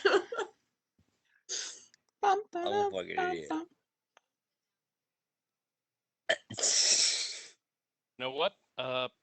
Maybe we should just throw the rest of these bloodhounds together with the guy inside of the stockade, and we'll just wall them up, at least for now. It's safer containment. Yeah. That sounds alright. I still have a fifth circle infusion that I can deal them up with my wall for today. So if we get them all in a stone box, we should probably give them some air holes. Yeah, I say leave the rabid one in her own box, just in case she, being as ill as She's they already in are. her. Right, but I mean, like, don't, like, connect their boxes or anything, because all the other ones we can tie up so they don't hurt themselves or each other, but her, we can't, as of No, now, so... she's in her own box. One of the others is in its own box.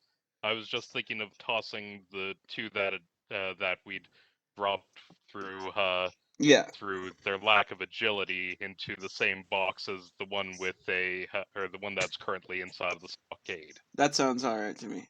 I'm assuming the Kadabra has no type of holding cell. What's The that? candelabra. I'm assuming the candelabra has no type of Yeah. holding cell in it. Do we? No, Oh, lame. it has storage space, but no Yeah. holding cell. We gotta invest in that. But also, I don't know exactly what would happen if we put them in and then put the boat back into, like, bottle form. It And would probably be like shrinking person, considering the boat's fine. probably, but it could also be, like, some sort of extra dimensional space that people don't belong in. We'll use our gold to find out. Run. I do have a workaround for overtly damaging planar traits if we're dealing with What does extra that mean? dimensional. I think a plane is different from extra dimensional. We don't know what the boat is, so we just won't put them in the boat while it's tiny. Just, maybe we could Good test call. that once we figure out, if there's a way we can save them or not. Sounds good. Yeah, so let's get them all in this area so we can sell them up. So we'll move the remaining two to the over by the dude with the stockade. I'm gonna search for an inn or a tavern. That was our next step. Yeah, as Alistair weaves a new stone box into existence and giving them all air holes to breathe through. Uniten begins to wander down the main street, but he stops in his tracks as he sees a figure step out into the street.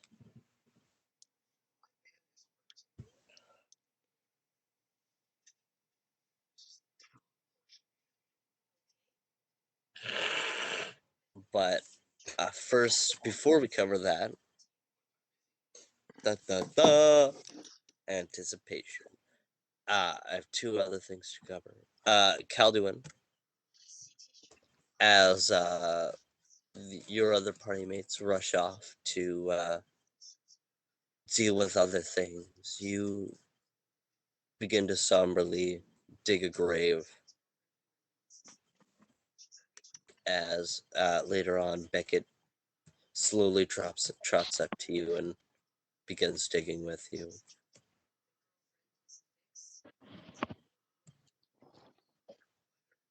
As finally reunited and just a moment of conversation. What do you guys talk about?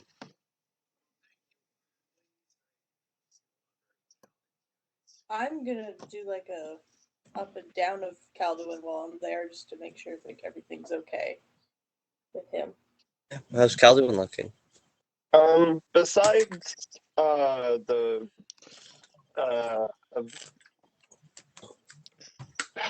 word,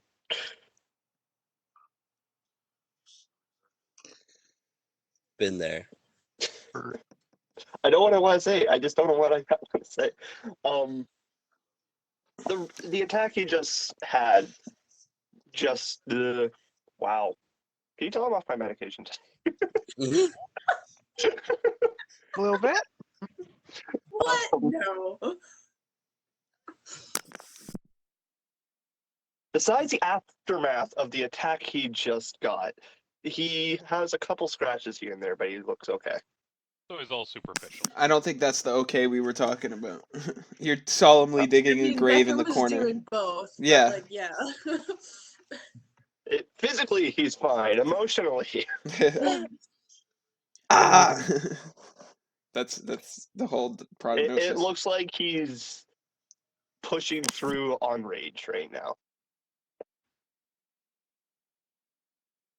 As I am just doing what I can to find whatever I can that's left and burying it. Once I finish, in Oshirati speak, I say something that would loosely translate to, "May your soul be free in the sands of time." I'm gonna pull a little flower out of my alchemy kit and just put it on top, and I'll just stand there. Be supportive. Thank you. No problem. All right. Thing 2. Throughout Wait, these, real go quick. on. The weapon that they were using, is it still intact? Is it still there? Their gun. Yeah. No, I'll say no. The barrel kind of sprouted outward as, How is Owen as alive? it exploded. Okay. A barrel He's not evading. sprouted outside He into him. evaded the explosion. Is The bayonet was in him. Right, I The barrel guess. kind of exploded outside of him. He evaded the explosion Banana. in his abdomen. Make that So- make sense? So is the bayonet still intact? The bayonet would still be intact, I would think, as he gets kind of drenched in Orgolan's blood and tossed to the ground. I take it and pocket it as a reminder. And you cleaning the blade off of it, sticking it into your pack.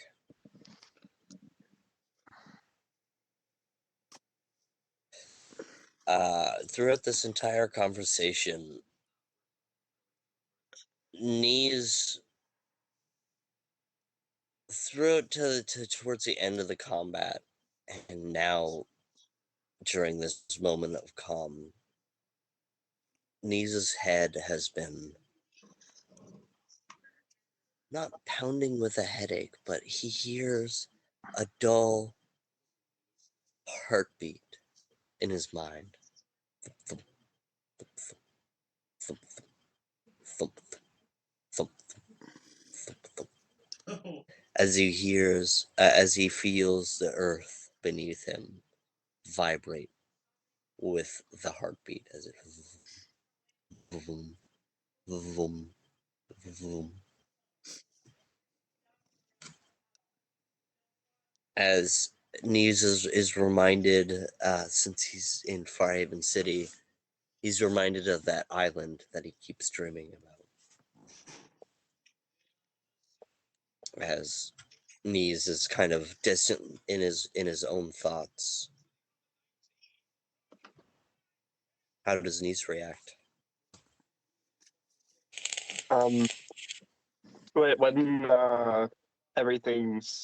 When everything finally calms down, he and this, I feel like the earth is vibrating and the heartbeat in his head. He stumbles and tries to catch himself on whatever is nearby to steady himself as he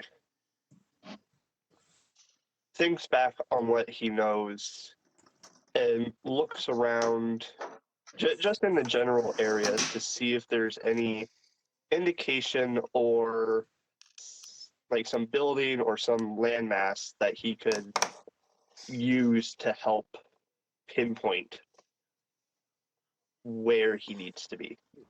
There's a taller clock tower. A few blocks away. You'd be kind of stepping away from your teammates a little bit. There's a taller clock tower that you might be able to gain your bearings.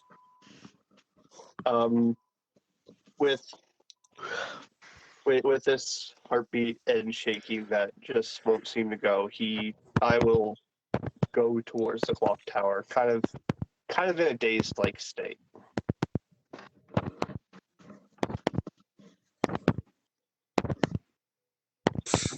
I was like, what is that? And then I finally got it. I knew somebody Great. was mimicking the heartbeat. I was like, who the fuck? Which one is it? As that's great. That's good sound effect. I can do that thing where I vibrate those muscles in my ears so I can like fake a heartbeat in my head when I like want to. So like when you said that, I just kind of like do it in my ears and make it go boom boom boom boom. Awesome. Yeah, like that. Nyze Internally. begins to wander off as Jonathan, looking down the street, seeing a figure step into the center of the street. You see the once white armor of Gawain step out into the street Oh fuck. as he, looking towards you, seeing the carnage ahead, he draws his blade and holds it in front of him. How far is You see a Yonatan from us? large black pack on his back. You see his armor, once pearly white, now stained with what looks like ink and scorch marks.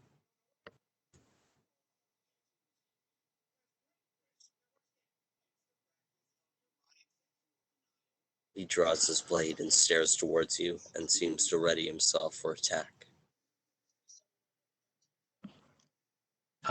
Jonathan looking back at Peter, just not.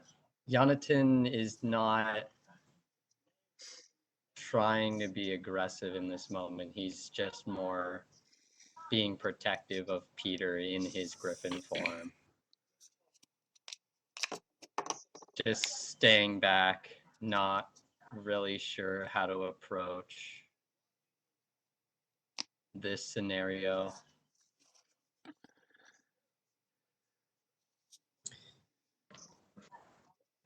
For a moment, you have a standoff of staring into each other's eyes. You see his helmet covering most of his face except for the small eye slit that he stares out to you. Friend or foe?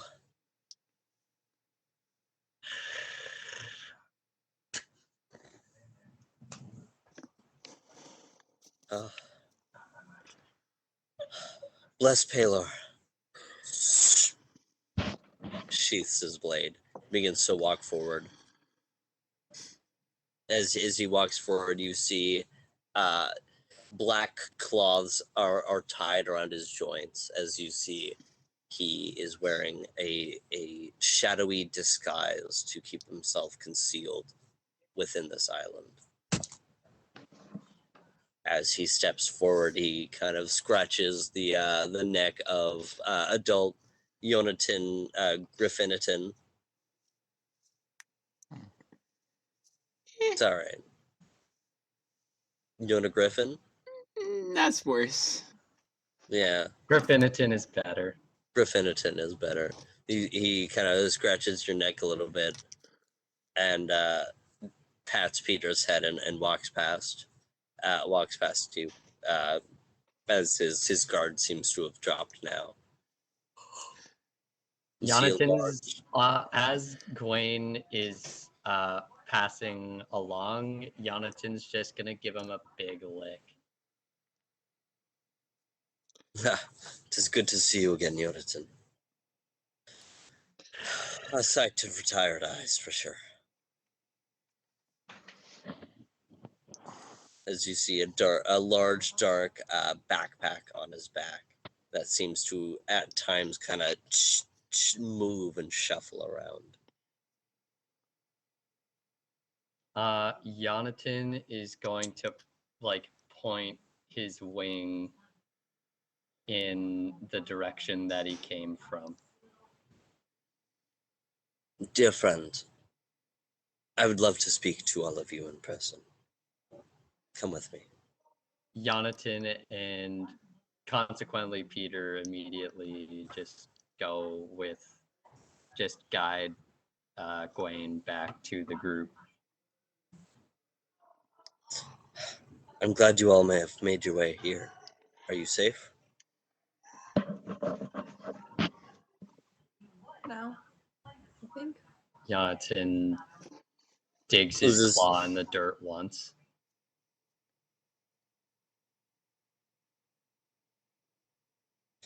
I feel in a similar position. So you see 2 griffins and a shadowy Gwaine walk towards the rest of you as Alistair finishes up with his spell. Friend of yours? Yep. I'm just old getting friend. like, he's work buddy. Hopefully not like these work buddies. Well,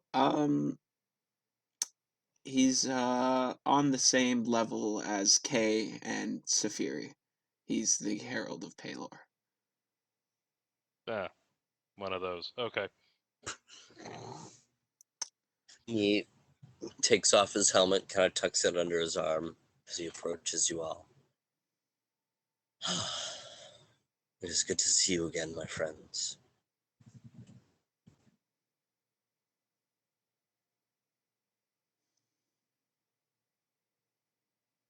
We should probably find a good place for shelter for the night. This is Come with me. I have a Alistair. hideaway. Ah, very good.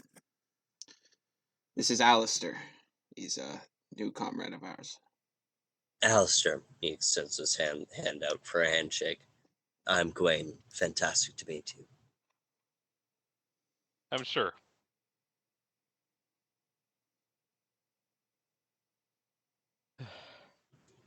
Well, I'm sure we'll have to catch up sometime soon, dear friend. Come with me, quickly.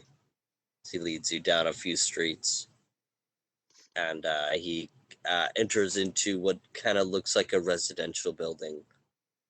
But as he turns and opens the door to a closet, you see a staircase, a ladder leading straight upwards as you all ascend the ladder and come to a small perch just above the penthouse of this building that overlooks the middle of the town square. As you guys delve further into the cities, the colors fade around you even more.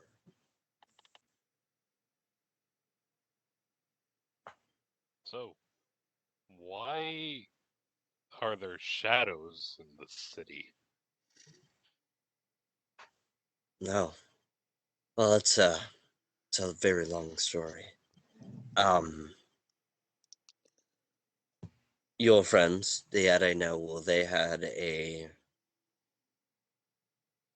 unfortunate experience in Lulara, where the Everdark had breached one of their members and used him as a manifest to bring forth a creature of darkness and destruction. They fought off valiantly from what they could, but there was this creature, what we know as a retriever, an agent, a scout of the Everdark. I now know that there were 3 retrievers sent into the Boundless Shores. One through one of your comrades, and one landed just north of West Arist. It caused some minor destruction to some industrial complexes. No casualties, thankfully. The third one appeared here in Farhaven. Is somebody writing this down? I don't have a notebook handy, and I don't want to miss what he's saying. West Arist, Farhaven, and what? Lulara. Industrial. Oh, right. Okay. And then myself. Yeah, that was the one that in was Lulara. that was the one in Lulara. Yeah.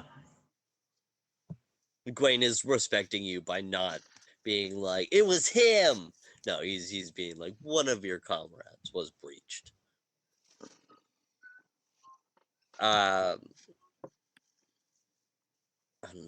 He West continues. Haven, New Lara. Sorry, I'm just trying to get them all. It was I'm West sorry, I'm going Arist, to need a break. Farhaven. Oh, Okay. yeah. Just call a quick couple minute break and we shall get back into it. Yeah, one. The last retriever was here in Farhaven. There were no survivors. And what of the There was Bloodhounds? Did they do that The to them? Bloodhounds were sent to just check out a few disappearances they didn't know, and they walked into a trap and Was it the were retriever taken. that did that to them? I'm not sure. This whole island's a mystery. I've been here for 2 days. He goes to say something else, but he's interrupted by a quiet groan coming from his backpack. Oh, well, he's back. Gwen kind of shifts his tone and opens his backpack, revealing a damaged but alive Milo. Oh, what the fuck? He activates his mage hands and rubs his eyes. And Gwen? Hey, kid, welcome back. Kid, only a few hundred years younger than you, dude.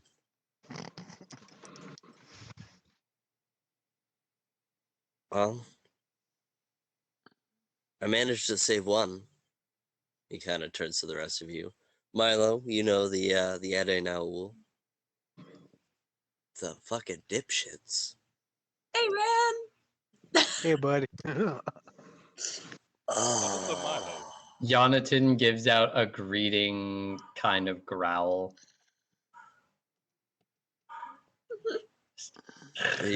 Milo kind of groans for a minute, hearing Beckett's excited voice, and then he's like, "What is a Milo? I'm a Milo." Reaches out a hand that is just a semi-transparent blue glowing mage hand attached to his wrist. So, what is a Milo? Machinery in living organism. Milo. Hi. I'm Milo. Who the fuck are you? Be nice. He's our I'm business just- partner. He said, "What is a Milo?" He didn't even have the fucking decency to say who is a Milo. Okay, I can be as nice as I want to. Well, Beckett. to be fair, there was an answer to that question that we didn't know. Oh well, you're stupid then. I don't know. Well, if it's a half robot, what do you mean? Oh yeah, it's stupid of me to assume that a person's name is an acronym. I should have known. Oh, you should have. You're right.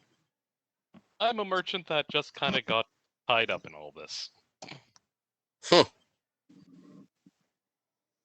So, your partial construct.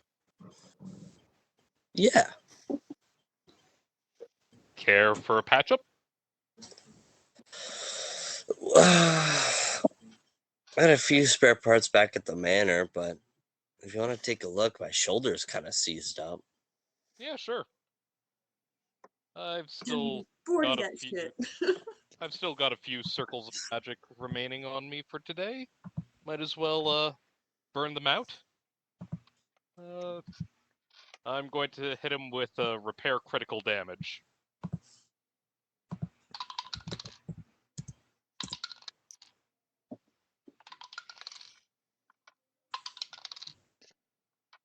So was he? Gets 31 hit points back, Got it.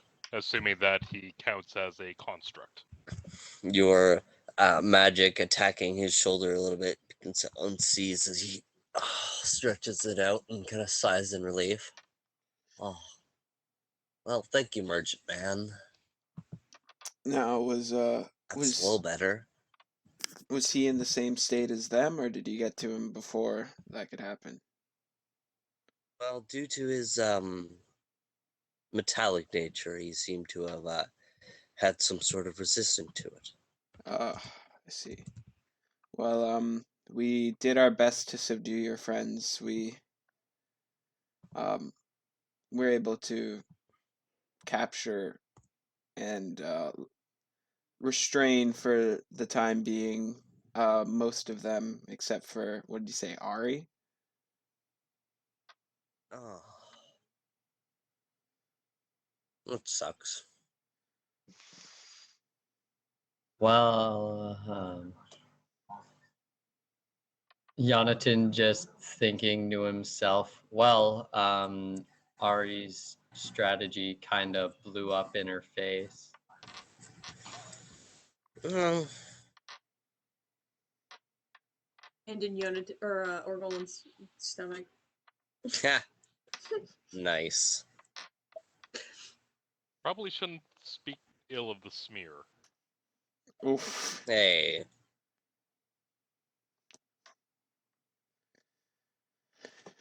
I wish I had a wit of your thing, but I don't. So I'm just gonna say, hey, and sneer my eyes at you, Merchant Man. As Jonathan dismisses his wild shape, transforms back into elven form. Just like, hey, how you doing?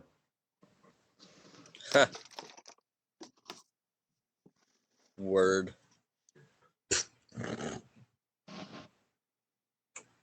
Oh, I got a word for you.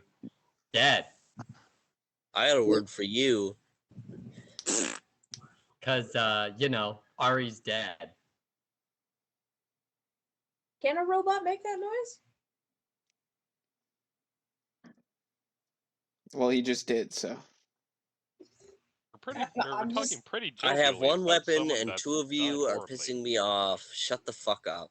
Hey, I didn't do jack. I was just pointing out. Yeah, well, Ari was my goddamn friend. If you want to make another fucking smart ass comment, Jonathan, I will slit your goddamn throat. Calduin walks over to Milo, takes out the piece of the bayonet. You should probably have this. You knew we're longer. Oh, good, I can use this.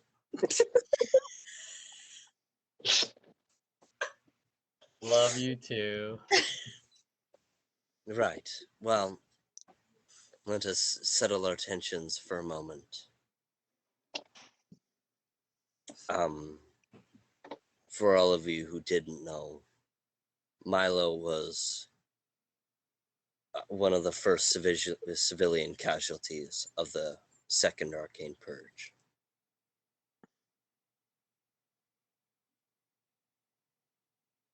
I managed to get him out, and we found a very nice tinkerer who was able to save his life, and well, that's why he's in the state that he is. So I would watch your comments because he's got a bit of a temper. So, are you from, I know the name of the continent I'm from. Give me a minute. Yeah, you do. Give me a minute. We got, I can picture its shape, but not its name. That's wonderful. Mm-hmm. We got the Boundless, we got the Darien Empire, we got Farhaven, we got. I keep just thinking Scorchtown, and because that's stuck in my head, I can't think of Ruit. What We does a got bride wear at a wedding? Vale Bridge. So you're from Vale Bridge. Yeah. Mm-hmm.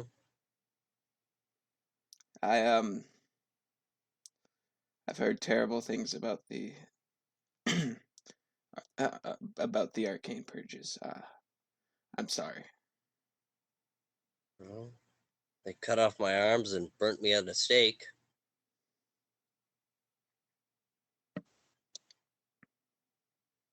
That's where the fuck are we? Farhaven. Oh, yeah.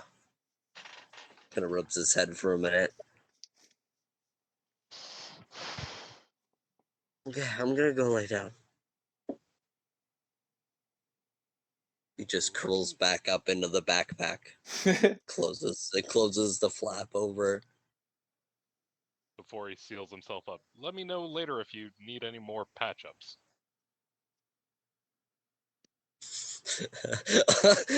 This doesn't actually happen, but all I'm hearing is just like faint emo music and coming from the backpack.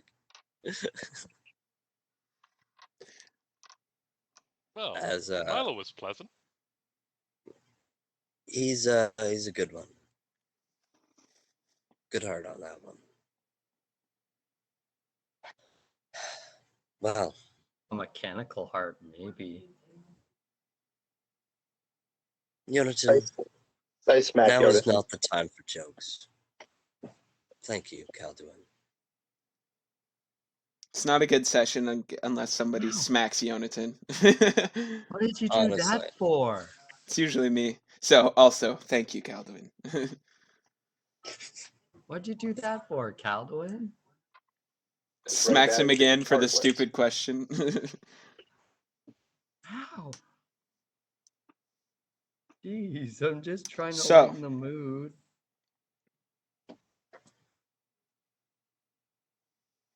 The other reason why I've chosen this select hideout. He kind of slowly opens a curtain behind him as it overlooks the town square. As you see, 3 void black insectoid beings. I have a picture of it somewhere. Let me find it so I can describe it better.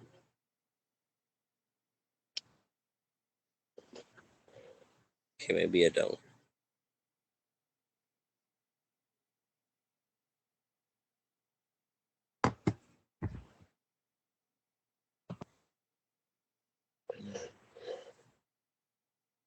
You know what? Fine, I'm just gonna Google it. Hashtag not sponsored by Google. That'd be sick. Hell yeah. You see this void black insectoid being. Its small head with 4 piercing yellow eyes and sharp pincers on its mouth. You see it stands on its hind 2 back legs. Its other 4 large limbs are carving dark runes into the cobblestone, as it's creating a large circular spell in the center of this once beautiful marketplace. Now all the stalls are destroyed and shoved off to the side to make room for these large insectoid creatures. These are massive creatures, probably standing over 14 feet tall from their hind legs as they're carving these dark runes into the stone with their talons. You see all 4 arms work at once. Are these guys crafting a massive rune circle? I thought the dwarves were the only guys that really had that kind of power. I wanted The to learn Father it from them. created all. He created them, and I don't know. My studies of magic were cut shorter than I anticipated, and so I can't identify what's happening. Can any of you study these runes and see what they're trying to carve? Were any of the books I read like on magic history like have sections on runes? You flip to a small section of runes as you try to identify any of these, and none of them line up to what is read in the book. I'll pop my head over his shoulder and take a look. Yeah, go for it. Any knowledge roll or just Knowledge Arcana would be knowledge best. arcana? Okay. And if I may also give it a roll. Yeah, go for it. 23. I'll give it a shot, because why not? How's a 38? I got a 10. Nice. Yonaton's like, I think it's giraffe. As you all peer out the window to study these runes, you can't exactly identify any of the runes themselves, but in the shape that they're being forged in, it kind of matches up to a few of the runic studies that you've followed. It seems to be both a summoning spell as well as some type of environmental spell, as you can tell that this is the origin of the color draining. Sorry, say that like you said, summoning spell and a what? And some sort of environmental affecting Okay. spell, as this is the cause of the color drain. They're trying to terraform it to whatever was like another plane. And summoning something into it. Maybe the essence of their plane? Would that speed along the trying to unite all of the planes together? Oh, this is bad. Oh, this is not going to end well. As retrievers carve in the last final runes, so you see them begin to drain more light and color, as everything around you now is completely grayscale. So, I'm guessing they're having a whole lot of fun with either the plane of shadow or the negative elemental planes. Either way, this is not exactly hospitable. A void, dark sphere omits over the large carved rune. You see Gwaine, his just demeanor shifts as he kind of falls into himself, as he rubs his hands with his eyes in defeat. Any of you peering out the window, do you peer into the sphere? I'm peering. I am immediately. Jonathan is just gonna immediately look away from the sphere as soon as he starts to see it form. I'm straight peering. I am entranced by the curiosity. Those who look into the void stare for a long while. You see the vague form of a humanoid shape appear. As they become more clear, you see a humanoid in pure white robes. You only see the top, like, busk half of him as he looks into this looks through this orb. As you see the white hood obscuring his face. As he turns, and his face is completely void dark, with little glints of white, like stars.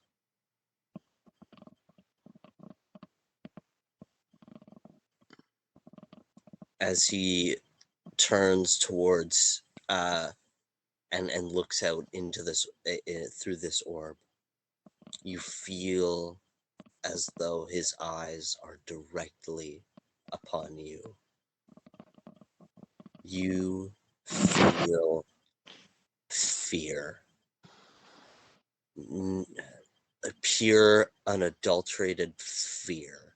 This is not fear masked by another emotion like adrenaline or sadness. This is true dread. You feel your entire body freeze as the unsettling chill. If you had not come to the realization, you now think to yourselves, oh, this really is the end of the world. We need to run now.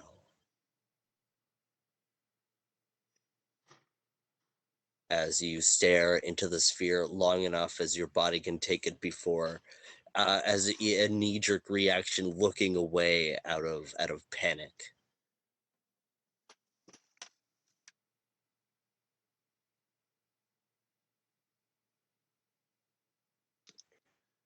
Go. Okay. Go. So what do we do, guys? Go. Run. Far and fast. Let's just No, just slip get to out- the store. Or just get to the shore. Just go down the ladder. just slip out and run as quickly and quietly as possible.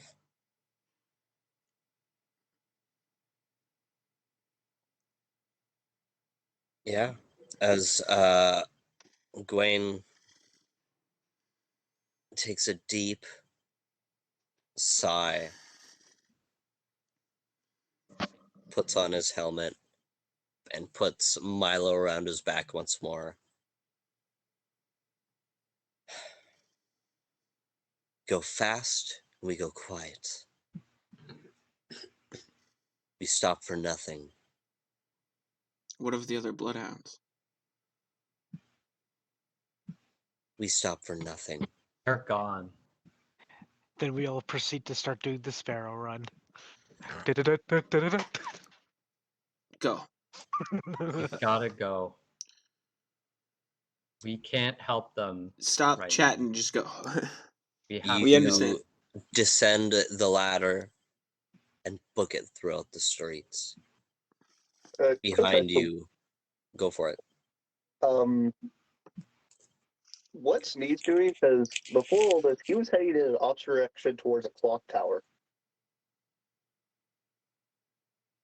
I'll just say for convenience, Nyze was wandering in the same direction that Gawain was following you guys, was leading the rest of your party, and y'all met up with him and went, oh, hey, Gawain, and followed them. Oh, okay. Just for simplicity's sake, I kind of forgot that you wandered off. My apologies. All good.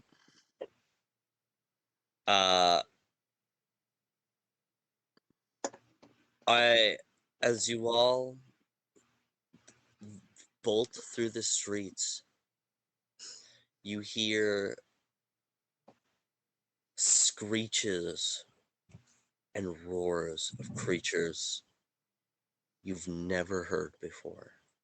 Creatures you could only dream in the worst of your nightmares. What direction am I hearing them from? From the portal. So like behind me and to the left-ish? You're just booking your way through the streets. You're not really paying attention. It's just kind of back behind you somewhere. You're not really paying attention to what streets you're going down. You're just kind of all running through the streets. To the shore. Okay.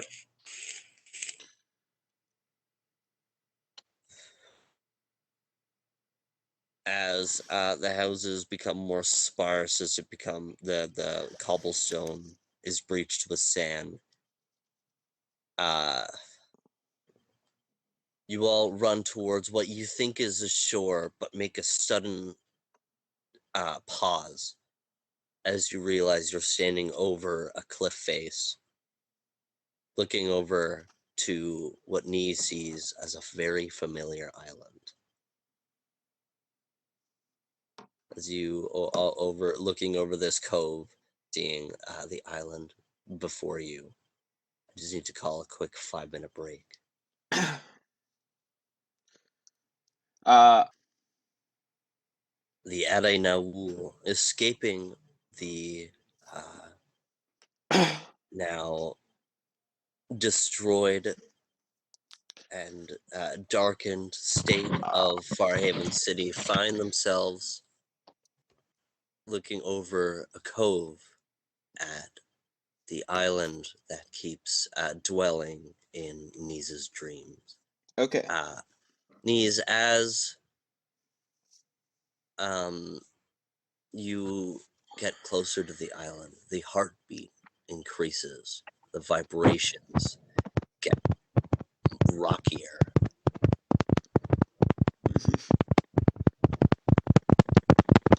As you stare over the island, finally in its full capacity, the heartbeat.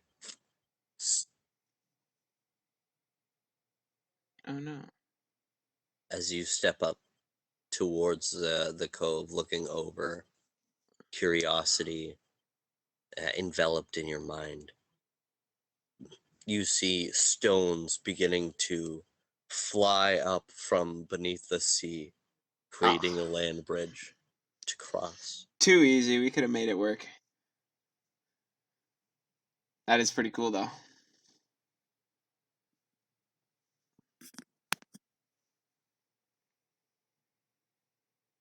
Do we have a Leo? Yep, sorry. Oh, yeah, all good. I start making my way down. Nyze crosses the land bridge, and the rest of the Adai now will follow. This island seems unaffected by the events that just unfolded around you. As you leave the encroaches of Farhaven Island, you see color beginning to return back to your vision and to the world around you.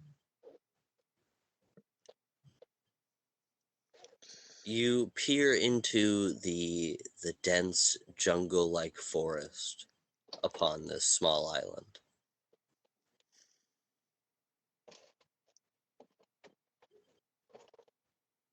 You notice a lack of sound.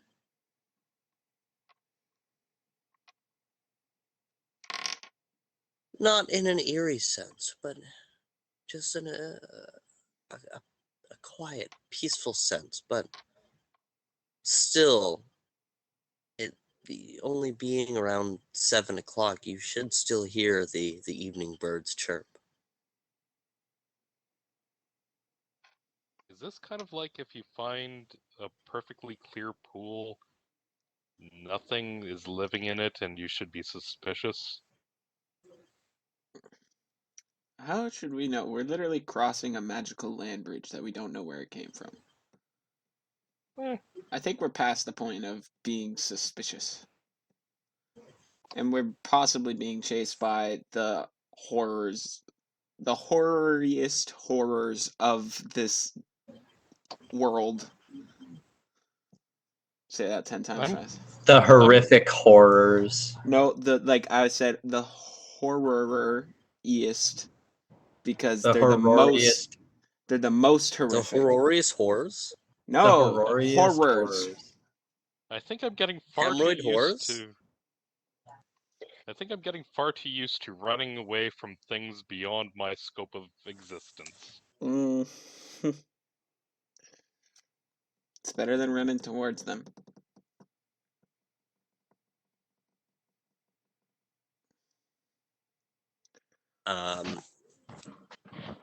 Nyze, do you begin to enter into the jungle?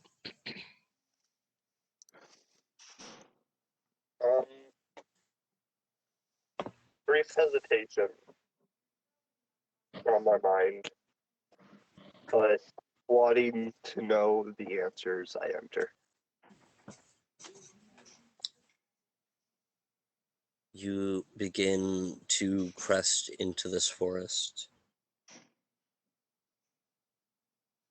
As you pass by a small cluster of rocks, and within you see moss and sticks and a few pieces of bark built up as a small nest for a family of voles. You see them all in a deep slumber.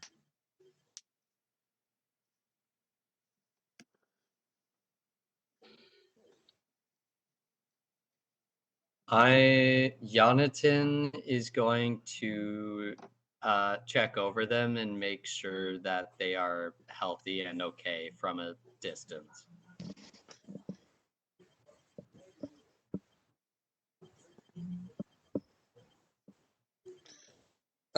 They seem healthy, yet in a deep slumber. I'm going to put a piece of blackwater crab meat just on the side there and just walk away.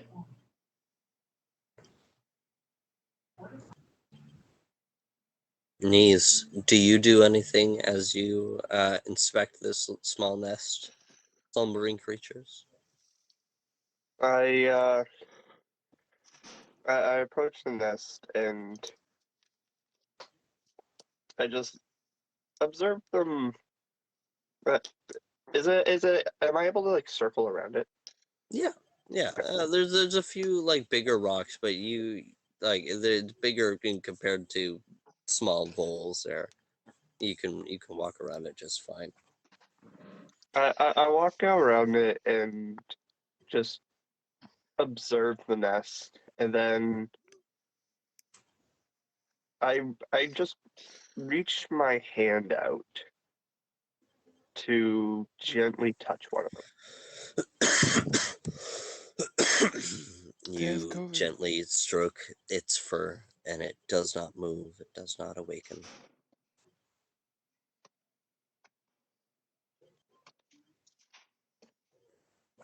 Like it's hibernating.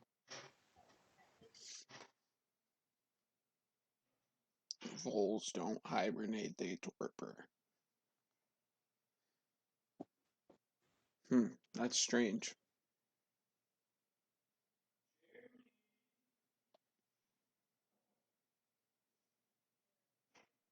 Wait, it's not winter, right? Like, it's out of place?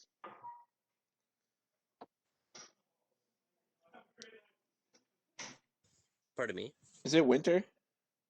It's no, yeah, on the southern side of the Boundless shores, Oh, it's right, yeah. still stays pretty warm.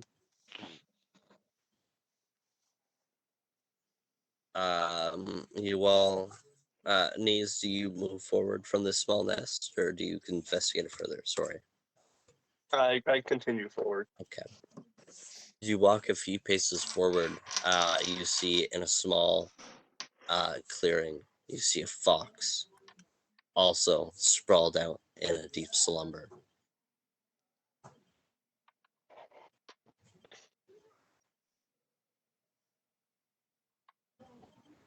Can I tell if this is a magic slumber or not? Go ahead and roll me a knowledge arcana.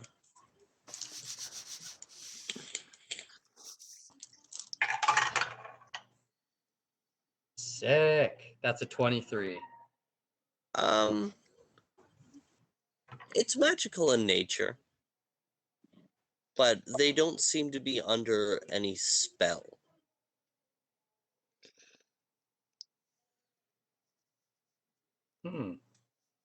That's quite odd.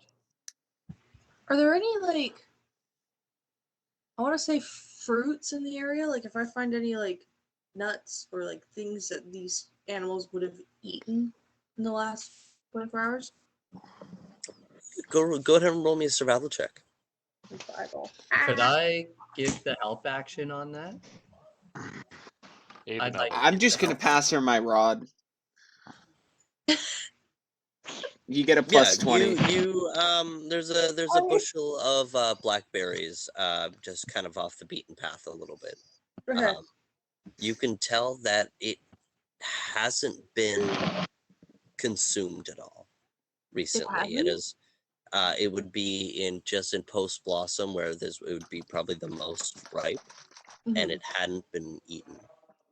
Is that the only one in the area that these animals could have eaten? I guess they wouldn't have. You take a quick survey around, and none of the other bushels seem to have been eaten either.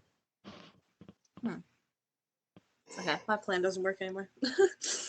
Nope, this was not a knowledge Rip Van Winkle effect, I guess. Not a Snow White Yeah. type situation. Well, I was gonna like see if they ate something that could have made them sleepy, but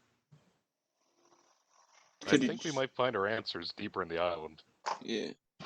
yeah. Off we go, I guess. Yet I now trek further on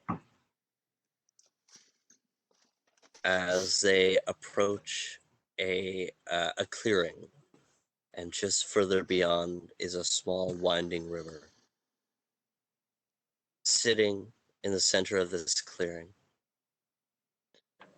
his back turned towards you, you see an elderly turtle folk man sitting cross-legged, his shell out towards you. Is this like is this species like common at all? Like Not really. They're like enough that like they're would not I've no even they're seen not one before? no, you wouldn't know. Okay. I don't even think you would have seen a turtle. Really? You might have now in your adventures. Right. But yeah, Do you think any of us would have seen one? Probably not. They're a very secluded race. They live for many years, and they're not known to find mates very commonly, and so they're not reproduced very commonly.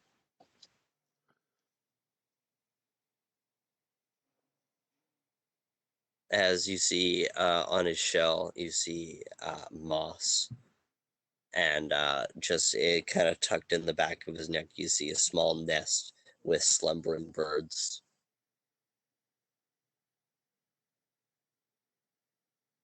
Wait, is he sleeping?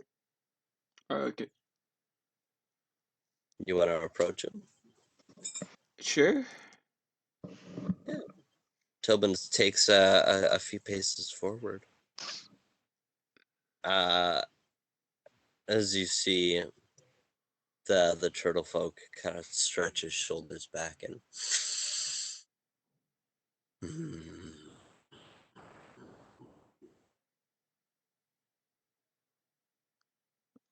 Hello. hello.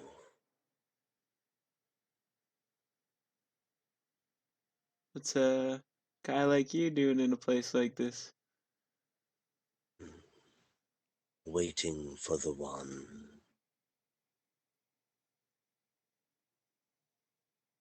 Not me.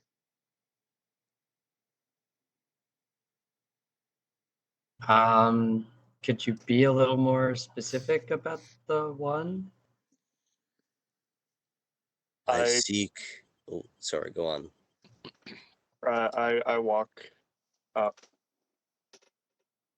Are you the one playing the heartbeat in my head? Are you the one they call Nyze Kiriki? One and only. Wonderful. I'd like everybody except for Nyze to make me a will saving throw. Go on. Okay. Ooh, that was rough.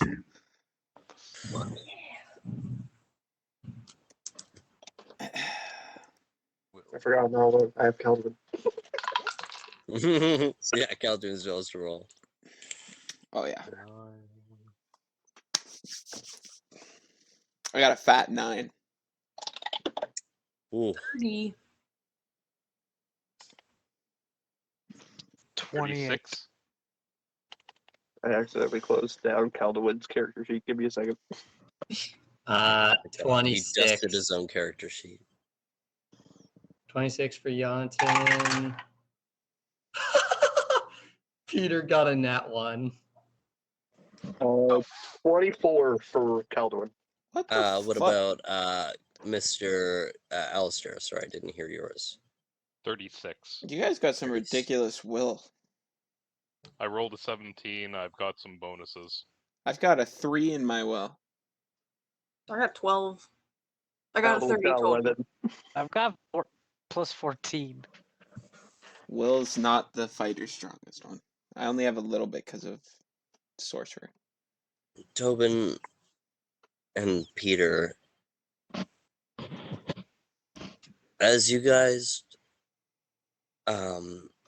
made your ways further into the island, you feel sluggish. Tobin, you kind of brushed it off a little bit as, oh, maybe I'm just tired and damaged from the fight.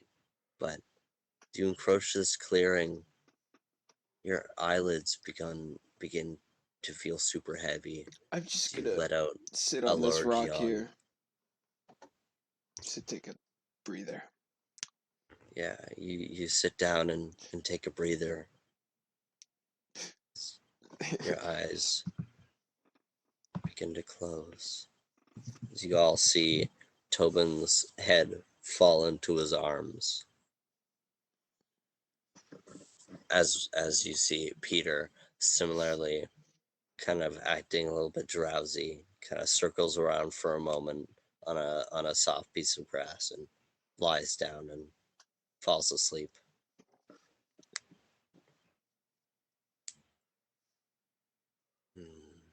I don't think that's a good thing. I try to drag I'm terrible with names. Tobin. Tobin over to Peter.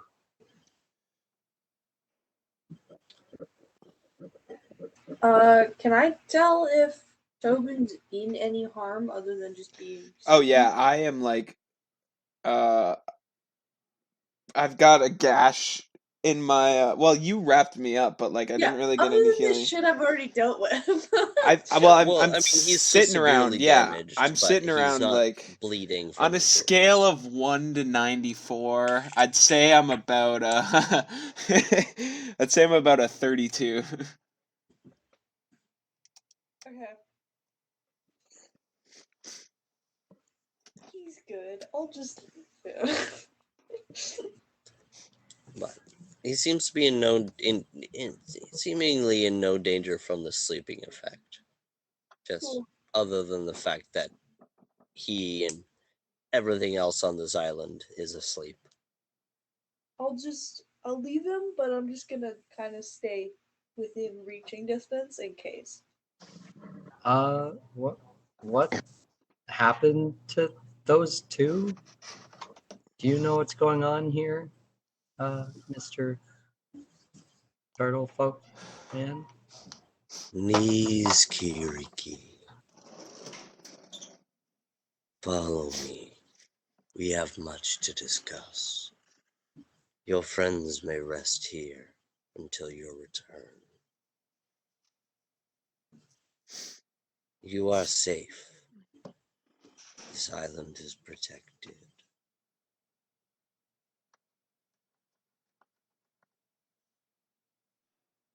Very well.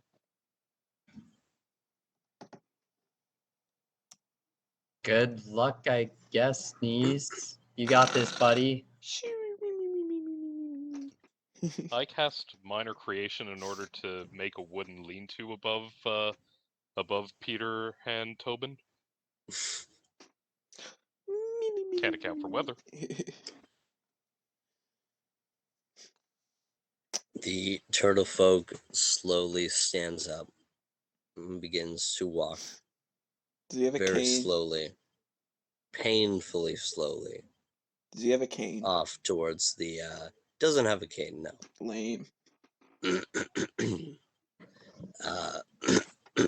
Sorry.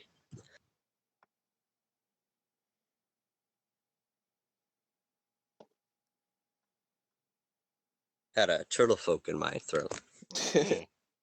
Sure, that was uncomfortable. Yeah, it was. The turtle folk slowly walks towards the island. You walk in silence for a while, and you're getting impatient as someone who is kind of go, having to trail slowly behind this turtle folk is agitating you. Actually, sorry, I don't think I would be impatient just because I am an infiltrator and waiting is part of the job. Oh, all right, so never mind. Do you try to strike any conversation with the turtle folk as you're walking? But why am I here? Patience. You are a small pebble that shall descend to an avalanche. You Rocks. are the mountain that withstands the winds. You are the hurricane that decimates the forest. You are the earthquake that causes and forms the rivers. You are every stone, pebble, blade of grass, tree, root, moss, and stone.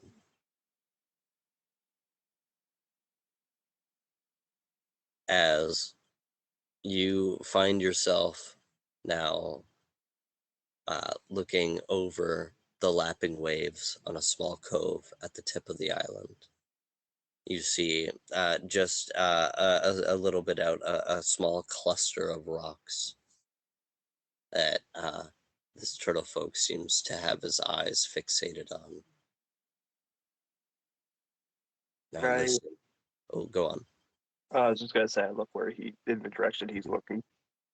As you watch the waters lap onto the stones and slowly drift off, lap onto the stones and drift off. Now listen. Open your heart to the earth.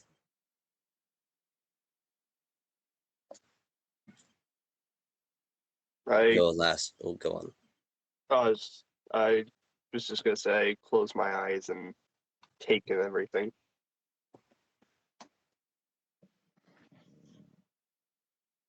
Your last name, Kiriki, in the old tongue. Kir, to see. Iki, rock.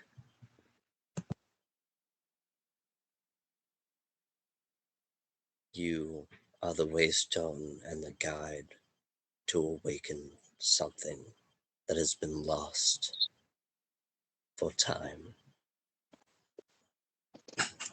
Go to the stones, descend in the water, seek your destiny.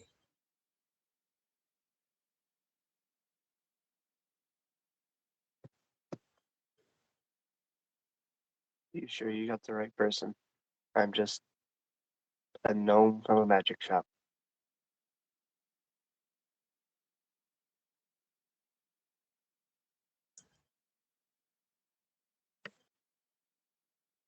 The every urchin in my body is making me want to say there are no accidents,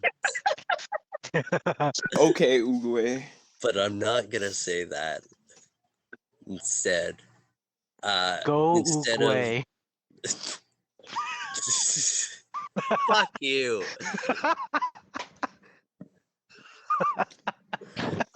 Instead of responding to the question, the turtle folk sits down cross-legged once again and closes his eyes, breathes deeply, and sits perfectly still.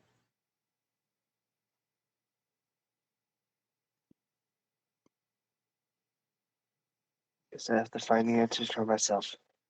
And I proceed to the rocks. Bros gathering nature chakra. You dive into the water and swim out towards the rocks as you climb your way onto the rocks and look down into the descending ocean below, as this part of the waters near the island is quite deep. I turn into the merfolk and make my way down.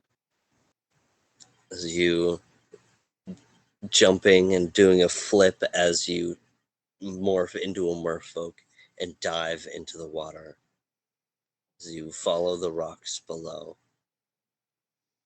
as the seemingly stone gray of the rock turns to a amber orange. The rocks take the form of scales as you see large eyelid closed and a large jaw extend out, large snout on the end. You see the slumbering form of Gareth, the orange dragon.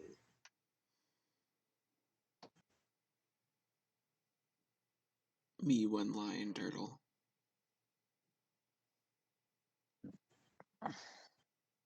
In Draconic, I say, I am here.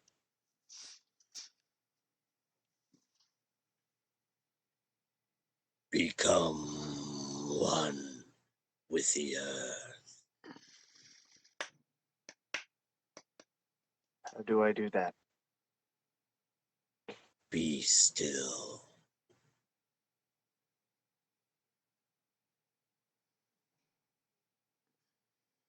I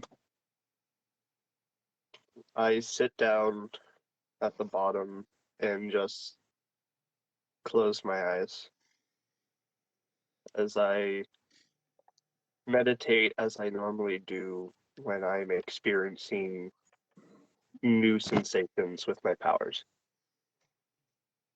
The heartbeat returns once more, but instead of a mysterious pounding headache, it's comforting. It's soothing. It's making you tired. As you meditate for an unknown period of time. As the turtle appears from the forest into the clearing towards the Edainaul without Nyze. He approaches, says, "He has found his place. Go, return, and do what you do. He shall reunite with you when he is ready." What do you mean when he's ready? He has a destiny to fulfill, as do you all. This is where the river splits. For now, one day, all rivers will lead to the ocean. Who are you? Me. I am what's still awake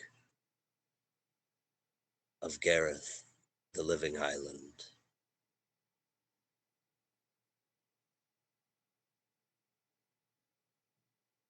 It was good to meet you, patrons of the Celestial.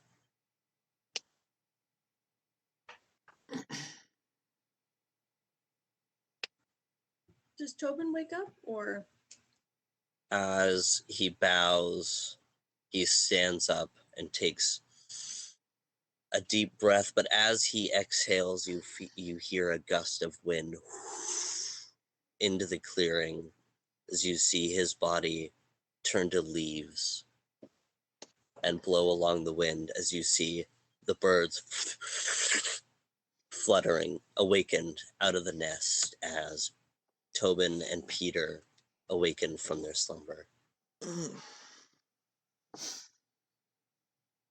Oh, look at that. I must have fallen asleep. I see Peter next to me. I'll pet him a little bit. I'll be like, "Hey, buddy.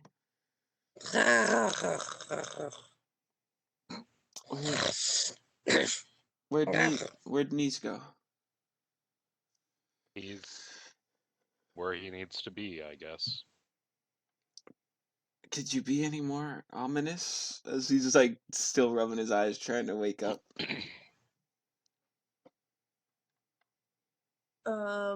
the turtle folk that was here before he fell asleep, if you remember him. Mhm. He basically informed us that Nyze has a destiny to fulfill. And this is kind of Is he where we We've are. been safe? told we've been told to leave him behind. Is he safe? We don't know. I mean, if we're to believe what we've been told, as far as we know, he's safe. Well, It I is- wasn't exactly present for the conversation, so do you guys believe the turtle man? I believe the turtle man. I mean, he just told us that Nyze's path splits from ours, at least for the time being. He told us that this is where the river parts for now.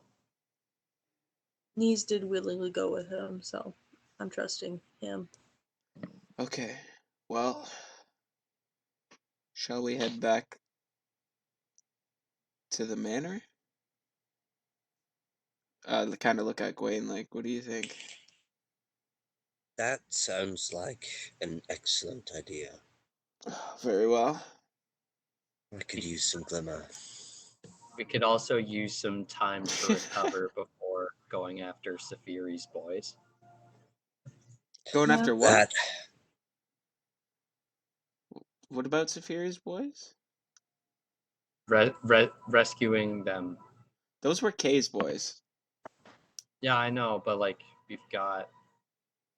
Don't we have some? No, folks? we were going to save Kay's friends. Right. Are you but just we- talking about like creating a plan to go back and save them later? Is that what you're saying? Sorry, I kind of misunderstood you as well.